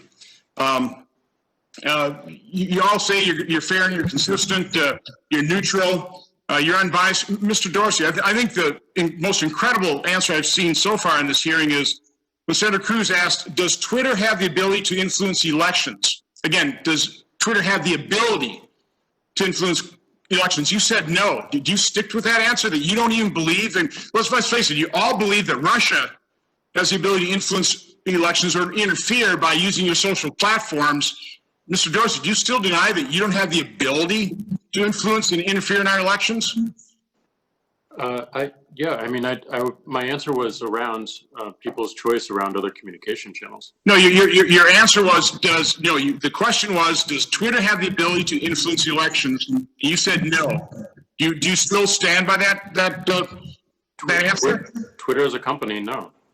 No, you don't think you have the ability by moderation policies, by Senator Lee, and I would call it censoring, what you do with the New York Post. You don't think that censorship, that moderation of policies, you don't think that influences elections by withholding what I believe is true information from the American public? You don't think that interferes in elections? Not our current moderation policies. Our current moderation policies are to protect the conversation and the integrity of the conversation around the elections.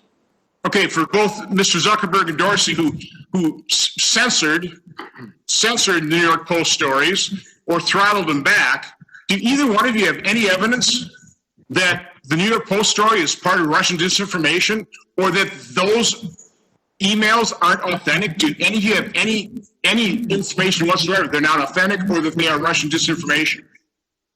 Mr. Dorsey, we don't. You have no. So why would you censor it? Why did you prevent that from being disseminated on your platform that is supposed to be for the free expression of ideas, and particularly true ideas? We believed it fell afoul of our hacking materials policy. We judged in a moment. What evidence did you have that it was hacked? They weren't hacked. We judged in a moment that it looked like it was hacked materials. You were wrong. Surfacing, and we updated our policy and our enforcement within 24 hours. Mm-hmm. Mr. Zuckerman? Mr. Zuckerberg? Senator, as I testified before, we relied heavily on the FBI's intelligence and alerts to us, both through their public testimony and private briefings and alerts they gave us. Did the FBI contact you and say the New York Post story was false? Senator, not about that story specifically. Why did you throttle it back? General. Why did you throttle it back? They alerted us to be on heightened alert around a risk of hack and leak operations around a released trove of information. And Senator, to be clear on this, we didn't censor the content. We flagged it for fact checkers to review, and pending that review, we temporarily constrained its distribution to make sure that it didn't spread wildly while it was being reviewed. But it's not up to us either to determine whether it's Russian interference nor whether it's true. We rely on the FBI and intelligence and fact checkers to do that. Mr. Dorsey, you talked about your policies toward misinformation and that you will block misinformation if it's against civic integrity, election interference, or voter suppression. Let me give you a tweet that was put up on Twitter. It says, Senator Ron Johnson is my neighbor and strangled our dog Buttons right in front of my 4-year-old son and 3-year-old daughter. The police refuse to investigate. This is a complete lie, but important to retweet and note that there are more of my lies to come. Now, we contacted Twitter and we asked them to take it down, and here's the response. Thanks for reaching out. We escalated this to our support team for their review, and they have determined that this is not a violation of our policies. So, Mr. Dorsey, how could a complete lie, it's admitted it's a lie, how does that not affect civic integrity? How could you view that not as being election interference? Let's face it, that could definitely impact my ability to get reelected. How could that not be a violation of voter suppression? Obviously, if people think I'm strangling my neighbor's dog, they may not show up at the polls. That would be voter suppression. So why didn't Twitter take that? By the way, that tweet was retweeted like something like 17,000 times and viewed by and loved, commented, appreciated by over 50,000 people. How is that not voter suppression? How is that not election interference? How does that not affect the civic integrity? We'll have to look into our enforcement or non-enforcement in this case of the tweet, and we can get back to you with more context. So, Mr. Zuckerberg, in that same June hearing, real quick, Mr. Dorsey, you referred to that June hearing with Stefan Wolfgang had all kinds of good ideas. That's 16 months ago. Why haven't you implemented any of those transparency ideas that you thought were pretty good 16 months ago? Well, he was talking about algorithmic choice, and we have implemented one of them, which is we allow people to turn off the ranking of our timeline. The rest is work, and it's going to take some time.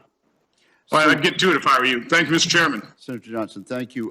Let me just make sure I understood the answer, Mr. Dorsey and Mr. Zuckerberg. Mr. Dorsey, did I understand you to say that you have no information indicating that the New York Post story about Hunter Biden has a Russian source? Did I understand correctly? Yes, not that I'm aware of. And is that also your answer, Mr. Zuckerberg, that you have no information at all to indicate that Russia was the source of this New York Post article? Senator, I would rely on the FBI to make that assessment. But you don't have any such information, do you? I do not myself. I'm just trying to clarify the answer to Senator Johnson's question. Thank you very much for indulging me there. Senator Tester, you are next, sir. I want to thank you, Mr. Chairman, and I want to thank Sundar and Jack and Mark for being in front of this committee. There is no doubt that there's some major issues with Google and Facebook and Twitter that Congress needs to address. Quite frankly, big tech is the unregulated Wild West that needs to be held accountable. And we do need to hear from all three of you about a range of critical issues that Americans deserve answers on, like data privacy, antitrust, the proliferation of misinformation on your platforms. In a moment, I'm going to ask all of you to commit to returning to this committee early next year to have a hearing on these important issues. But the truth is, my Republican colleagues arranged this hearing less than a week from Election Day for one specific reason: to make a last-ditch case based on shoddy evidence that these companies are censoring conservative voices. It is a stunt, and it's a cheap stunt at that. It is crystal clear that this hearing is designed to cast doubt on the fairness of the upcoming election and to work with the platforms to allow bad information to stay up as November 3rd approaches. It is also crystal clear that the directive to hold this political hearing comes straight from the White House. And it is a sad day when the United States Senate, an equal part of an independent branch of government, allows the Senate's halls to be used for the president's political stunts. There is a national election in 6 days, Mr. Chairman. You had nearly 2 years to hold this hearing, and it's happening 6 days before the election. The idea that we should have a sober hearing about putting the reins on big tech 6 days before the election, quite frankly, doesn't pass the smell test. Today, this hearing is about electoral politics. I know it, you know it, everybody in this room knows it. And I know the American people are smart enough to figure that out. I'm going to talk a little more about that in a second. But first, I want to thank the panel once again for being here. And I want to start by asking a question about making a more sincere effort to discuss the issues that surround big tech down the road. So the question for the panel, and this is a yes or no answer, will you commit to returning to testify again in the new Congress? Start with you, Jack. Yes, we're always happy to, myself or one of our teammates is always happy to talk to American people. Sundar? Senator, yes, we have engaged many times, and we are happy to continue that engagement with Congress. How about you, Mark? Senator, yes, I hope we can continue to have this conversation, and hopefully not just with the CEOs of the companies, but also with experts who work on these issues every day as part of their jobs. Absolutely. I think the more information, the better, but not based on politics, based on reality. And I want to thank you for that, because we are in a very unreal time when it comes to politics. Quite frankly, we are in a time when fake news is real and real news is fake. And you guys try to shut down the fake news, whether it comes from Joe Biden's mouth or whether it comes from Donald Trump's mouth. And the fact is, if Joe Biden said some of the crazy and offensive stuff that the president has said, he would get fact-checked in the same way. Wouldn't you agree? You can nod your head to that. Wouldn't you agree? If Joe Biden said the same stuff that Trump said, that you would do the same sort of fact-checking on him? Shall we take Mr. Dorsey, Mr. Pichai, and Mr. Zuckerberg in that order? If we found violations of our policy, we would do the appropriate enforcement action. Thank you. Zuckerberg? Just go ahead then, Mr. Pichai. Senator, yeah, we would apply our policies without regard to who it is from, and we apply it neutrally. Okay, thank you. Mark? Senator, I agree with what Jack and Sundar said. We would also apply our policies to everyone. And in fact, when Joe Biden tweets or posts and cross posts to Facebook about the election, we put the same label, adding context about voting on his posts as we do for other candidates. Thank you for that. In 2016, Russians built a network of bots and fake accounts that they use to spread disinformation. This year, it seems they're seeding your networks with disinformation and relying on Americans, including some folks in Congress, to amplify and distribute it. What tools do you have to fight foreign disinformation on your platforms when it's spread by Americans? Jack? We're looking at our policies are against platform manipulation, period, no matter where it comes from. So whether that's foreign or domestic, we see patterns of people or organizations that attempt to manipulate the platform and the conversation, artificially amplify information. Thanks. Mark? Senator, the efforts are a combination of AI systems that look for anomalous behavior by accounts or networks of accounts, a large human effort where we have 35,000 employees who work on security and content review, and partnerships that we've made with the other tech companies here, as well as law enforcement and intelligence community and election officials across the world to make sure that we have all the appropriate input signals and can share signals on what we're seeing with the other platforms as well. Okay, Sundar. Two things to add, Senator, to give different examples. We partner with over 5,000 civic entities, campaign organizations at the federal and the state level to protect their campaigns' digital assets with our advanced protection program and training. And others, I would echo, there's been an enormous increase in cooperation between the tech companies. As companies, we are sharing a lot of information and doing more together than ever before. Thank you. I just want to close with one thing. We've heard a lot of information out here today, where when you hire somebody, you're supposed to ask them their political affiliation. You're supposed to ask them who they've donated to. There's supposed to be a political litmus test. If you hire a Biden person, you're supposed to hire a Trump person. Why not hire a tester person, huh?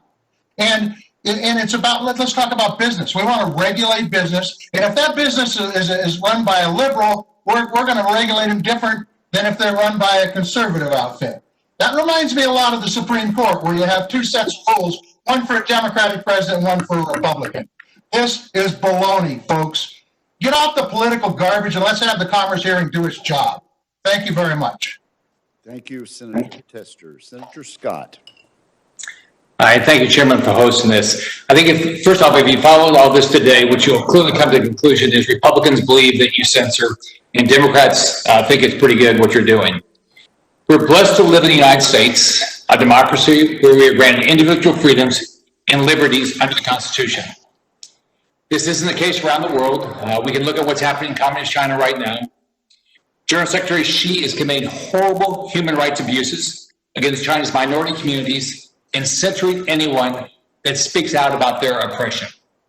The Chinese Communist Party surveils their citizens and uses state-run media to push their propaganda, control information their citizens consume, and hide their human rights abuses. Twitter and Facebook are banned in Communist China.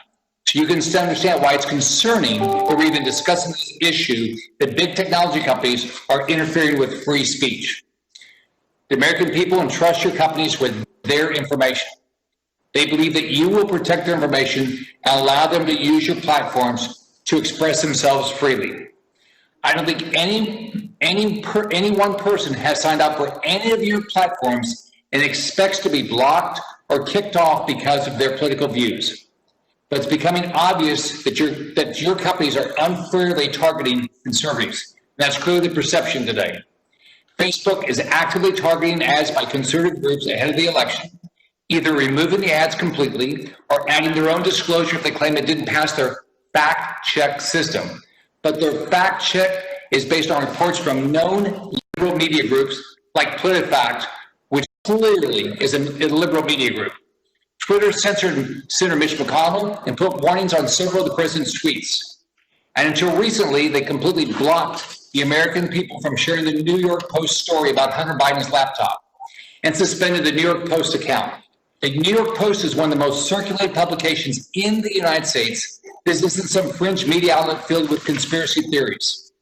Yet you allow murderous dictators around the world to freely use your platform. Let me give you a few examples. On Twitter, Iran's Supreme Leader Ayatollah tweeted calling for the elimination of the Zionist regime. He said on May 21, 2020, the elimination of the Zionist regime does not mean the massacre of the Jewish people. The people of Palestine should hold a referendum. Any political system that they vote for should govern in all of Palestine. The only remedy until the removal of the Zionist regime is firm armed resistance. I'd like to know first why Twitter let that stay up and why the Ayatollah has not been blocked.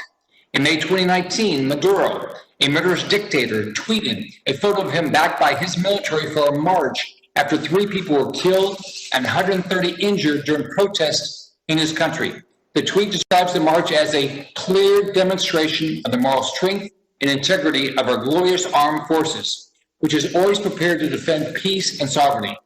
I would say this glorifies violence, which Twitter has flagged President Trump for, but Twitter let that stand. General Secretary Xi's communist regime pushed by hide the fact it's committing a genocide against the Uyghurs, forcing millions into internment camps because of their religion. On September 1, a Chinese government account posted on Twitter, Xinjiang camps, more fake news. What the Chinese government has done in Xinjiang has created the possibility for the locals to lead better lives. But truth that simply goes against the anti-China narrative will not be reported by some biased media. Clear lie. It has been widely reported that this claim by the Chinese government is false, but Twitter took no action. Your companies are censoring free speech. The president, the White House press secretary, Senator Mitch McConnell list of dictators a free, unfettered platform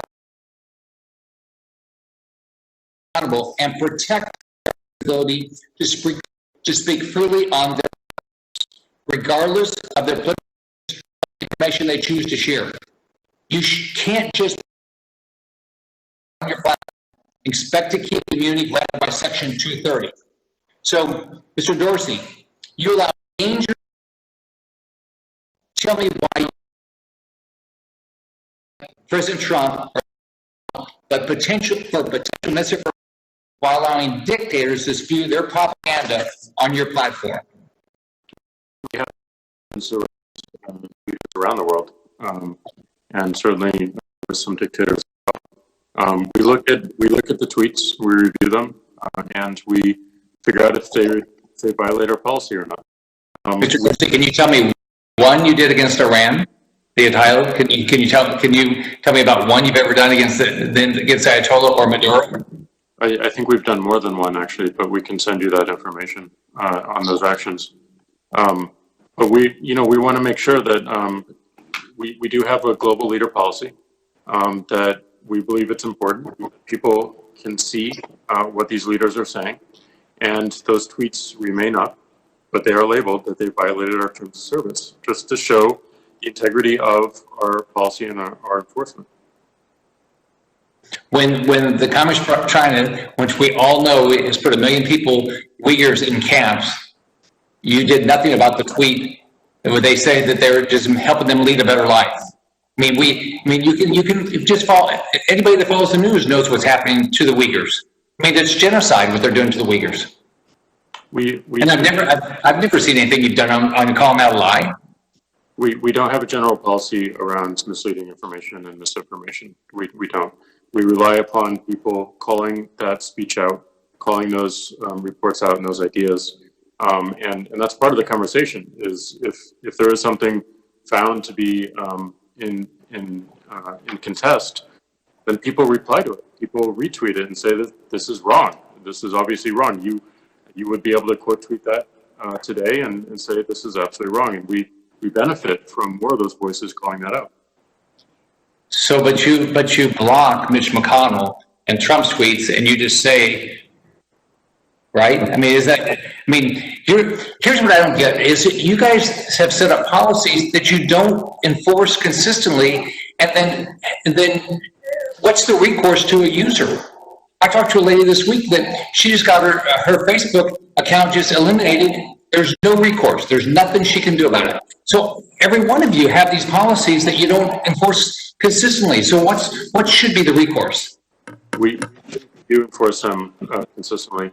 And as I said in my opening remarks, we believe it's critical that we have more transparency around our process. We have clear and straightforward and efficient appeals. So the woman that you talked to could actually appeal the decision that we made. And that we focus on algorithms and figuring out how to give people more choice around it. Thank you, Senator Scott. Senator Rosen. Thank you, Mr. Chairman. I appreciate the witnesses for being here today. And I want to focus a little bit, thank you, Mr. Dorsey, on algorithms, because my colleagues and the majority have called this hearing in order to argue that you're doing too much to stop the spread of disinformation, conspiracy theories, and hate speech on your platforms. I'm here to tell you that you are not doing enough. Your platform's recommendation algorithms, well, they drive people who show an interest in conspiracy theories far deeper into hate. And only you have the ability to change this. What I really want to say is that on these platforms, and what I'd like to tell my colleagues, the important factor to realize is that people or users are the initiators of this content, and the algorithms are the potentiators, particularly the recommendation algorithms, the potentiators of this content. Now, I was doing a little cleaning in my garage like a lot of people during COVID. I'm a former computer programmer. I actually found my old hexadecimal calculator and Radio Shack, my little owner's manual here. So I know a little bit about the power of algorithms and what they can and can't do, having done that myself. And I know that you have the ability to remove bigoted, hateful, and incendiary content that will lead and has led to violence. So I want to be clear. It's really not about what you can or cannot do. It's really about what you will or will not do. So we have adversaries like Russia. They continue to amplify propaganda, everything from the election to coronavirus. We know what they're doing, anti-Semitic conspiracy theories. They do it on your platforms, weaponizing division and hate to destroy our democracy and our communities. The U.S. intelligence community warned us earlier this year that Russia is now actively inciting white supremacist violence, which the FBI and the Department of Homeland Security say poses the most lethal threat to America. In recent years, we've seen white supremacy and anti-Semitism on the rise, much of it spreading online. And what enables these bad actors to disseminate their hateful messaging to the American public are the algorithms on your platforms, effectively rewarding efforts by foreign powers to exploit divisions in our country. To be sure, I want to acknowledge the work you're already doing in this space. I'm relieved to see that Facebook has really taken that long overdue action in banning Holocaust denial content. But while you've made some policy changes, what we have seen time and time again is what starts online doesn't end online. Hateful words morph into deadly actions, which are then amplified again and again. It's a vicious cycle. Just yesterday, we commemorated the 2-year anniversary of the Tree of Life shooting in Pittsburgh, the deadliest targeted attack in the Jewish community in American history. The shooter in this case had a long history of posting anti-Semitic content on social media sites, and what started online became very real for the families who will now never again see their loved ones. So there has to be accountability when algorithms actively contribute to radicalization and hate. So Mr. Zuckerberg and Mr. Dorsey, when you implement a policy banning hate or disinformation content, how quickly can you adjust your algorithms to reduce this content? And perhaps what I want to ask even more importantly, to reduce or remove the recommendation algorithm of hate and disinformation, perhaps it doesn't continue to spread. We know those recommendation algorithms continue to drive someone more specifically and specifically and specifically. Great when you want to buy a new sweater, it's going to be cold out here, it's winter. Not so great when you're driving them towards hate. Can you talk to us about that, please? Mr. Dorsey, you can go first, please. As you know, these algorithms, machine learning and deep learning, are complex, they're complicated, and they require testing and training. Mm-hmm. So as we learn about their effectiveness, we can shift them and we can iterate them. But it does require experience and does require a little bit of time. So, the most important thing that we need to build into the organization is, a fast learning mindset and that agility around updating these algorithms. So we do try to focus the urgency of our updates on any severity of harm. As you mentioned, specifically anything that leads to offline harm or dangerous speech that goes into offline harm. And well, Mr. Zuckerberg, I'll ask you to answer that, then I have some more questions about how, I guess, the nimbleness of your algorithms. Go ahead.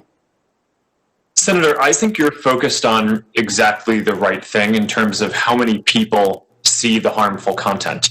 And as we talk about putting in regulation or reforming Section 230 in terms of what we want to hold companies accountable for, I think that what we should be judging the companies on is how many people see harmful content before the companies act on it.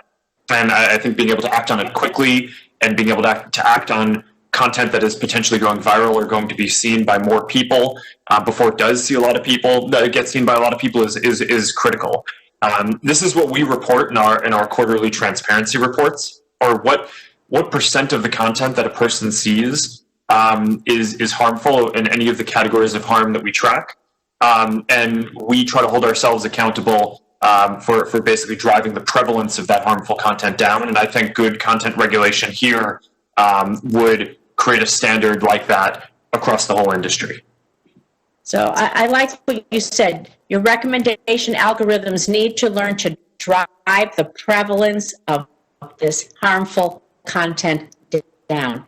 So I have some other questions. I'm going to ask those, but I would like to see some of the information about how nimble you are on dropping down that prevalence when you do see it trending, when you do see an uptick, whether it's by bots, by human beings, whatever that is. We need to drive that prevalence down.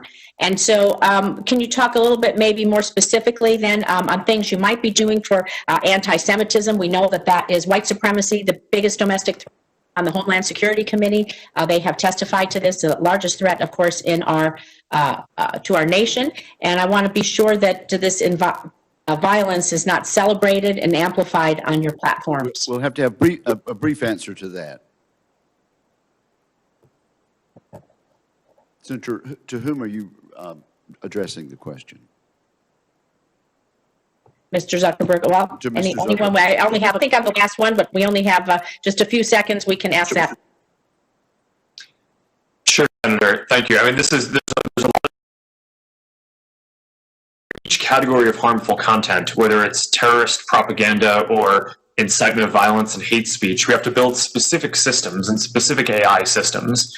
And one of the benefits of, I think, having transparency and transparency reports into how these companies are doing is that we have to report on a quarterly basis how effectively we're doing at finding those types of content. So you can hold us accountable. We are. Hate speech is one of the hardest things to train an AI system to get good at identifying because it is linguistically nuanced. We operate in 150 languages around the world. But what our transparency reports show is that over the last few years, we've gone from proactively identifying and taking down about 20% of the hate speech on the service to now we are proactively identifying, I think it's about 94% of the hate speech that we end up taking down, and the vast majority of that before people even have to report it to us. So, but by having this kind of a transparency requirement, which is part of what I'm advocating for in the Section 230 reform, I think we'll be able to have a broader sense across the industry of how all of the companies are improving in each of these areas. Thank you for that answer, Okay. Mr. I look forward to working with everyone on this. Thank you, Mr. Chairman. As do I, Senator Rosen. Thank you very much. When this hearing convened, I estimated that it would last 3 hours and 42 minutes. It's now been 3 hours and 41 minutes. 4 of our members have been unable to join us, and that's the only reason that my prediction was the least bit accurate. Thank you all. Thank you very much, and I thank our witnesses. During my first series, during my first question to the panelists, I referred to a document that I had entered into the record during our committee meeting, I believe on October the 1st, entitled Social Media Companies Censoring Prominent Conservative Voices. That document has been updated, and without objection, it will be added to the record at this point. And I believe we are now at the point of closing the hearing. The hearing record will remain open for 2 weeks. During this time, senators are asked to submit any questions for the record. Upon receipt The witnesses are requested to submit their written answers to the committee as soon as possible, but by no later than Wednesday, November 25th, 2020. I want to thank our witnesses for their cooperation and for bearing with us during a very lengthy hearing, and I want to thank each member of the committee for their cooperation in the conduct of this hearing. With that, the hearing is concluded, and the witnesses are thanked. This hearing is now adjourned.